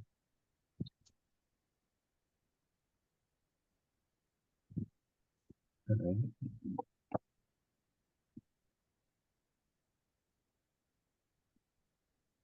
I think 11 is next on our list. Is that right?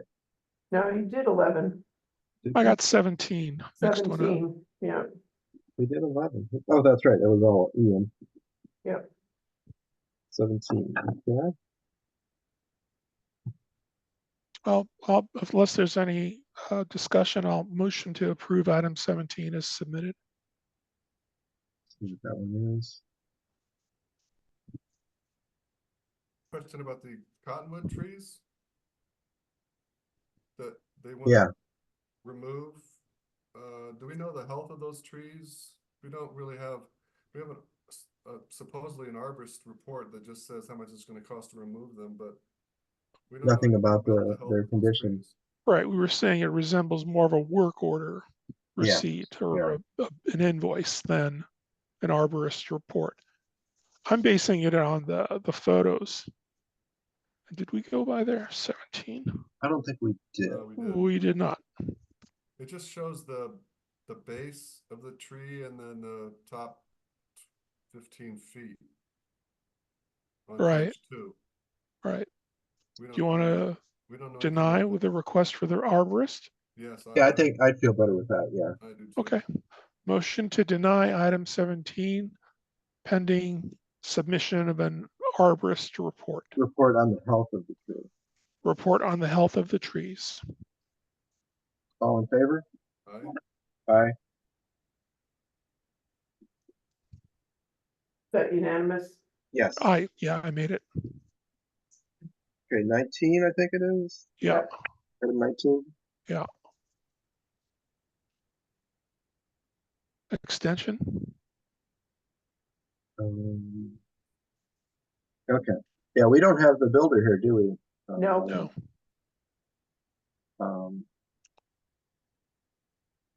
I would like to discuss some other things about this house before we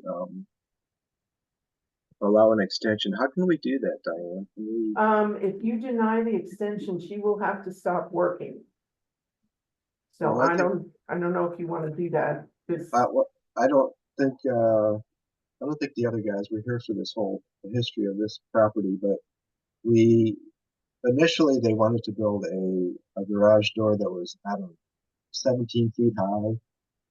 And we didn't allow that. They didn't really go for it. They just thought it would be kind of cool. But we said, no, you can't do that. We're going to put windows there instead. And I went by there 2 months ago and I saw where the windows. We literally spent hours discussing how to work on this facade. And we came to the decision that there would be some windows there. Goes above the garage door? Yeah, I mean look at that. You can play a drive-in movie up there. Yeah, it's like it's kind of I mean, a monolith. yeah, I mean, objectively, that's ugly. You know. So I would not offer this extension until we got an explanation about that. This is I mean, because we spent so much time hammering out the details of this and then completely ignored, and I think we had a lot of other issues with them too. So I would deny this based on that. I mean, we generally just approve an extension so that you can get the house done, but I want to answer why they didn't comply with what the original plan was. They didn't give a construction change, nothing. So I would. You guys read this? I mean, it says due to missing deadlines and for ACC meeting. I'm like, that's on us? What? Yeah, okay. Well, and this is a construction company, was it Tri-Capital from Ferndale? So they aren't following the rules out here in Sudden Valley. And they're thinking that they missed deadlines, which means it's our fault. So they need to request a waiver of fines, which we don't do. She was incorrect on the due date, John. Pardon me, Diane? She was incorrect on the due date. They actually had their start date and 1 year date is 9/5. So Diane, would it be appropriate, or could we just deny this extension until we get a little more clarification on what's going on with this house? I believe we will have to issue a stop work order today, and they will be stopped for 2 weeks until the next ACC meeting. Okay. If you deny it. I don't know how you guys feel, but this house has a history, and we're all getting tired of these things happening, and then they come back and say, well, I'm sorry, but we couldn't do it that way after all, without any construction change order. So that's why I'm so firm about denying this extension. If you guys feel differently, let me know. No, I appreciate the context and feedback. I'm inclined to go along and deny. Okay. Would you make that motion then? Move to deny item 19 as submitted. Pending conference with builder owner. Of a construction change? Of the construction change, yeah. The status of the, yeah. Is that clear, Diane? Yeah, with pending conference with builder regarding missing construction change. Yes. Okay. I had a comment. I'm sorry, it didn't come through before the motion. I'm just wondering if we took this request at face value, and didn't consider the history of the missing windows and whatever else, I would tend to approve it, but I really think we should be having a conversation with this builder. Especially considering that they're not following the rules or skirting around them. So I don't know, is there an in-between place here, Diane, where we approve, but we require the builder to, you know, come and talk to us or something? I don't know. Well, I think this is our leverage. They need this extension to continue working. So that will get their attention. Anything that happens as far as fines or fees based on that, admin can take care of. We don't need to worry about that at all. But I think our committee has some leverage in this, and that we have to allow them this extension. This isn't just a given. We make that determination. So that's why I feel that this approach is appropriate. It's going to hurt them a little bit, and I think we need to start hurting them a little bit when we make these changes without us even being aware of it. So, and leave all the admin and fine and fees, the fines and fees to admin to worry about. Well, Apply. there won't be any fee because you're not granting an extension. But Okay, there- well, whatever, any other ramifications because of this. Right. Them not offering us a construction change, whatever, I'm not worried about that part of it. Yeah, but there will be a stop work order. I just needed you to understand that Yes, by denying it, you're stopping the work as of today for 2 weeks. yes. And that's gonna cost them too, right? I don't think there's a fee for a stop work order, but it'll cost them in, 2 Okay. weeks of work. I It mean, will get their attention. So I just want, given all that, I want you all to feel comfortable with the motion. Alan, you did make the motion. Are you standing by that? I'm sitting here and I'm weighing the weight of what Diane is saying. And is there no other way, John, Mr. Find a Middle Path here that we can get this guy's attention and still not interfere with his livelihood? Can we command him to make an appearance if we approve it, pending or can we delay the stop work order and not? Well, my view is what they knew. We asked for this. We specifically asked for those windows. It wasn't like a construction change. They came to us with a design that we did not like. Okay. We told them, put these windows there. That's our solution, and that's what we will approve. Okay. Months later, they didn't put them there. I think they mentioned something about the county said that the way it's built, they couldn't put windows. Not my problem. I'm sure somebody could put windows there. It's, as it's built, maybe they built it with the understanding that we won't put windows there. So I don't mind pushing back on them a bit. Okay. Because they were fully aware, and we spent hours, literally hours, emphasizing how important it was for them to get that facade correct.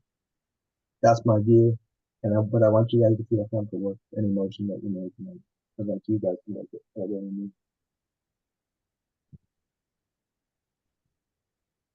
All right, motion to deny request for extension. pending conference with builder regarding missing construction change Yeah. request. Yeah, we're back to that. All in favor? Aye. Opposed? Where are you, John? I didn't hear. He Favor? voted aye. Okay. I saw his lips move At the right time. at the right time. Okay, where are we? 20? 22. Okay, 20. What happened to 20? That We was approved it. Christopher and Mark. Yeah, Dr. Mark. Yeah, I must have stepped away for a second. Okay. All right, 5 Green Hill Road, another shed. Is right, 22? Yeah. Yep.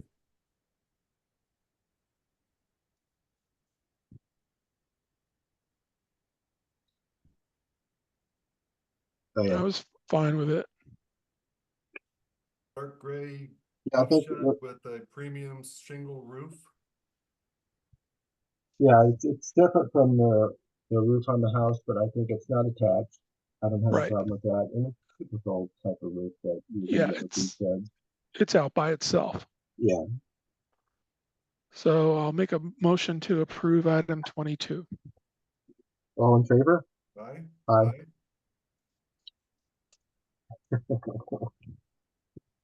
All right, unanimous. Okay, let's keep the good times rolling. I think, what's this, a paint approval? Yeah. Yeah. I'll make a motion to approve item 23. All in favor? There it is. All right, unanimous. Item 24. Retaining wall. Oh yeah, I think this is the one where the wall is falling apart and they are Yeah. essentially just fixing it. And this is a request from Sunshine. Is that? Yep. That's the person's name? Yep. I guess Mr. Wonderful is already taken. So. I believe she changed her name. Between the time she started the application? No. She has a different name in our records. So. All right. It still looks okay. I Yeah. move to motion item 24. To approve 24? 24. Yeah. You made a motion to approve? Yeah. Okay. All in favor? Aye. Aye. Okay, that's everybody. Okay. 27. Yeah. Why can't they all be like these? Oh yeah. Board thing. Oh yeah. This is a photo I'm going to keep on my desktop too. I know. Yeah, I mean, it has to be removed, right? We got an arborist report on this, right? So. Roots ride high. You think they would have said something? Okay, move to approve item 27. Do we have an arborist report? Yeah, so I'm looking at that. No, this was. Bottom there. Need arborist report. Is that 20? Or that's 28 feet. Okay. I'm sorry, I went down to 28.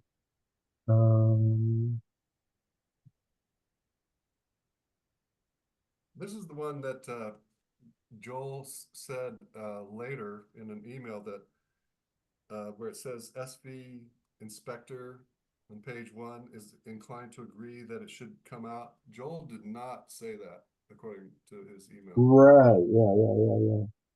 Yeah. He did not say it either. He was neutral in how he said it. So who were they saying said it needed to come down? Who's the SB inspector that said it has to come down? Okay. I guess we should probably ask for a report on this. That might drive it home a little bit. Is Joel the SV inspector in question? Yes. Okay. And then what we're saying is he didn't say that. He said that it needed to go before the ACC for approval. Got it. That they couldn't just take it down, that it had to be approved. So I'll go ahead, Alan. move to deny item 27 pending an arborist report. Well, the denial's not pending, but I just think that. Well, that's what we want. Yeah. You understand that. Yeah. I reworded on the minutes. Yeah. Okay. And that was Alan, right? Yes. Yeah. Yep. All in favor of Alan's denial? Aye. Okay, it's everybody. I mean, it sounds a little underhanded to say that the SV inspector is inclined to agree that it could come out. Yeah, it's hearsay. He's inclined to agree. I tossed it out. My algorithm said ignore that phrase. Or like Vlad's comment earlier, like, oh, I talked to the neighbors and he doesn't like those trees there either. Yeah. It's like, really? How many times do we have to hear this? Yeah. All right, item 29, Propane propane tank. tank. Yeah, I'll think a we're- motion to approve item 29 is submitted. Can I ask a quick question first? I'm sorry. Yeah, Alan? go ahead. No, go ahead. Was there a tree removal? Yeah, there's There's- a, Oh, yeah, that's the next one. That's the Yeah. next one.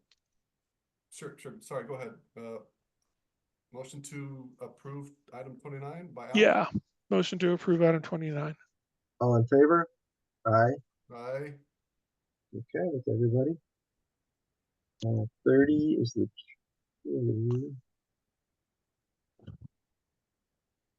Do we want an arborist report on this, or we good? I jumped on that one. But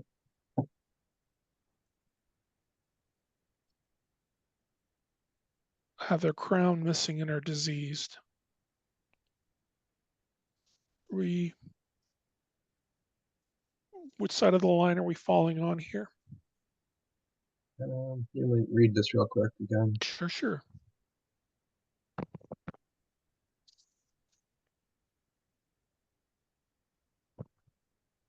I'm kind of curious if they even need permission. These might fall under the diameter rule for tree removal.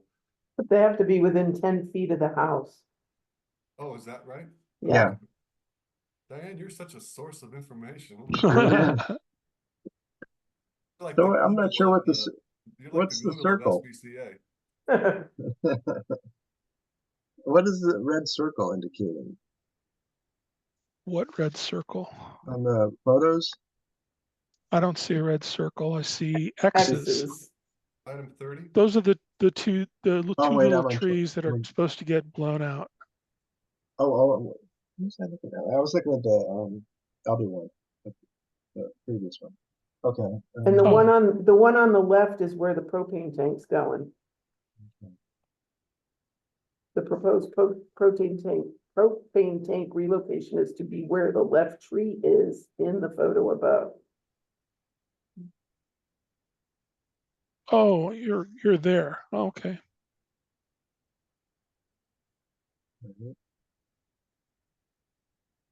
Question, I guess, is do we take the owner's permission, Ryan and Stephanie, that the trees' crowns are missing and that they are diseased and risk of rotting and falling?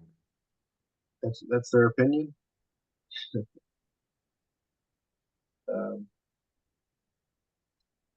I don't have a huge problem with it. It looks like there's a lot of trees there already, but if anybody's got some strong opinions, I'd be willing to listen to them. Like maybe they had a kid or somebody who liked to climb trees, so they attached some wood things like to climb up that tree on the left. Yeah. You see that? That'd be something I would do as a kid. Yeah, I've done that. I'm inclined to approve this. What do you all think? I could go that way. You making that motion, John? Alan, any comments? Did we jump back to item 29? No, we're on 30. Oh, we're on 30. Fun. Yeah, I'll make a motion to approve item 30. Okay. All in favor? Aye. That's everybody. Okay. 32. In Hot tub concept. concept. Yeah. Sounds pretty good right now. Looks good. Approve in concept. Yeah, I think let's see if we give them any kind of guidance as to how to move forward. Do we have any issues? Do we want to mention the necessity for a screen for the hot tub? I will install wooden look screens not more than 5 feet. I wonder what wooden look means. I think essentially we just Oh, need privacy will be the installed. details. Okay. You know, Yeah. what the dimensions of the deck are, how close is it to the property line? What kind of privacy screens do they have? Or are they proposing? So basically, in concept, I think we agree it's good, but the devil is in the We details. want more details. Yeah. So we just need the details. They Yeah. can provide all the details. It became in concept when I asked those questions. Oh, yeah. He didn't want to go through the whole steps of everything unless he knew you guys would be okay with a hot tub there. Okay, so I guess that's on the bottom deck there. That's where you put it. House. Okay. Yeah, so we definitely need more details, but gonna make a motion to approve It's in not, concept. it's not on the deck, guys, and I only know this because I asked the same question. If you look at view from the lower deck area Yeah. to the area where the hot tub will be, if you go Yeah. out there to the tree, you know, it's gonna be out in the backyard by that tree. Where the pebbles are, crushed granite, or Beyond, is it in the dirt area? it's in the dirt area. Oh, Oh, okay. If you look at the house on the top. Oh, I see. Yeah, yeah. If you look at the house on the picture on the top, Yeah. it's kind of, that's the same tree there, and it would be in the backyard there. Oh, that's a weird area for it. Why That would is you a put it weird there? I don't know. I You have don't to- know. You have to decide if you're okay with it there. Well, it's gonna have a screen. I'm curious about Yeah. the wooden look. I wouldn't want to see a plastic lattice screen, just so they know that. But yeah, I mean, that's not where I would put it, but you know, they're gonna put a screen up there. I'm okay with the concept. Okay, Did we have a motion on that? Yeah, I'll put a motion to approve item 32 for concept, In concept only. concept only. And say all in favor? Aye. Aye. Do you guys want any kind of comments on there, the missing information, or I'll just talk to them about it? Let's see. What's this one? A little more about the privacy screen and Samples. yeah, that's a good point. A sample of the screen? Yeah, The a screens snapshot or something. and Okay, and then- one wooden base. What was that about a wooden base? It's going to be placed on a wooden base, Uh-huh. 6 inches high. So you want to know more about the wooden Yeah. base? Okay, And the dimensions of the wooden base. right. Yeah, I know, the dimensions and the setbacks, you know, Yeah. yeah. I'll It go back looks- and listen and make sure I get everything, but I'll incorporate it as comments to the approval. So it looks like it's right on the road in Clematis? Looks Is like that- it. Clematis, yeah, but I think that it's their- down, I think it's down, right? So if you look at picture 1 on the top, Clematis is up above, I believe. Okay. Yeah, from that drawing, it looks like it's right on the road. Right, but if you look at the picture and you see the topography of the lot, Yeah. you see the first, it's like my house where the top floor is even with the road. The street, Okay. the road level. Yeah, Yeah. and I think Clematis is, or Sweet Clover, whatever it is that he took the picture from, it's up higher, you know? Okay. So Yeah, it more could be- photos would help too. We'll probably go look at this one. It'd be nice to be able to talk through it with them. Yeah, and if it's up above, I wonder if people can see in, if he needs Right, yeah. if he needs a screen that goes over it, you know, like a pergola or something over it. Yeah.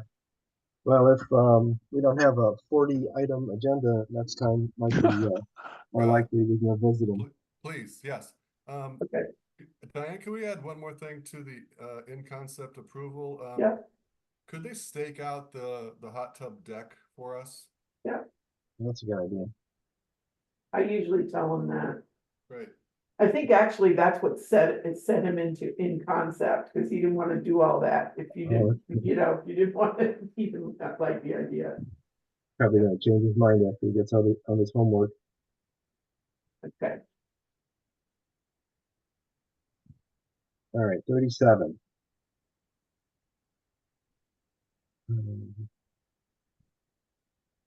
Are we motioning to deny? Or are we gonna say What? pending urgent need? Let me review this again real quick. Oh yeah, we decided this was for parking, right? Right. Explicitly say that the main reason is Yeah. add additional parking. Motion to deny item 37, exterior alteration request, 11 Sunnyside Lane, as submitted. All in favor? Aye. Aye. And that's due to parking, right? Yeah.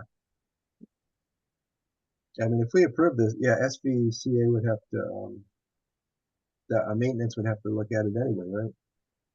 Right, but you're denying it so they don't. Correct, correct. Yep. Okay, and then, oh yeah, the deck and gazebo. All right. We talked about this. Back to Dan Vink's question, it's like, how do we approve something that's already been done? Yeah. Well, you Just that you only said you looks like- needed letters, and that's all that we told her, that you told her she needed. Yeah. And we got letters for each one of those? Yeah. Well, it looks like it. There's an Okay. interesting,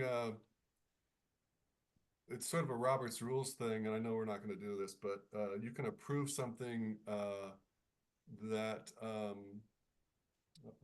that's the terminology, without prejudice. With prejudice, which means that it can be reopened at any time and looked at and relitigated. Oh, that's interesting. I'm gonna look at that one.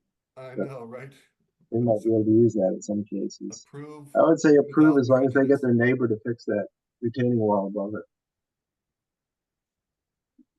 Well, that was when I was at another company in another lifetime. When we approached gate reviews, decision reviews, there was approve without contingency or contingently approval or failure. So you're left with that middle path of, well, we don't like it, but we're going to approve it. Go fix it.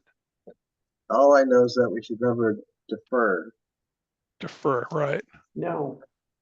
So So what are you doing with this Well, one? these guys gave us all we asked for. Looks like they put some effort into it. Looks decent. The neighbors are okay with it, so I'm okay with it. You want to make a motion? I move to approve. Oh, Daniel finally did one. Okay. I'm not supposed to, am I? I don't know. I don't think the chair is supposed to make the motion. Motion to grudgingly approve, sorry, motion to approve item 39. I wish they would have talked to us before they built this thing. Yeah. Because I think I would have some comments about it, but. Yeah, I would too, I think. Motion to approve item 39. All in favor? Aye. Aye. All right, you're gonna adjourn. Yeah, this meeting is adjourned at 12:59. Okay, hang on before let me find that recording button. That means we did something wrong. Wait.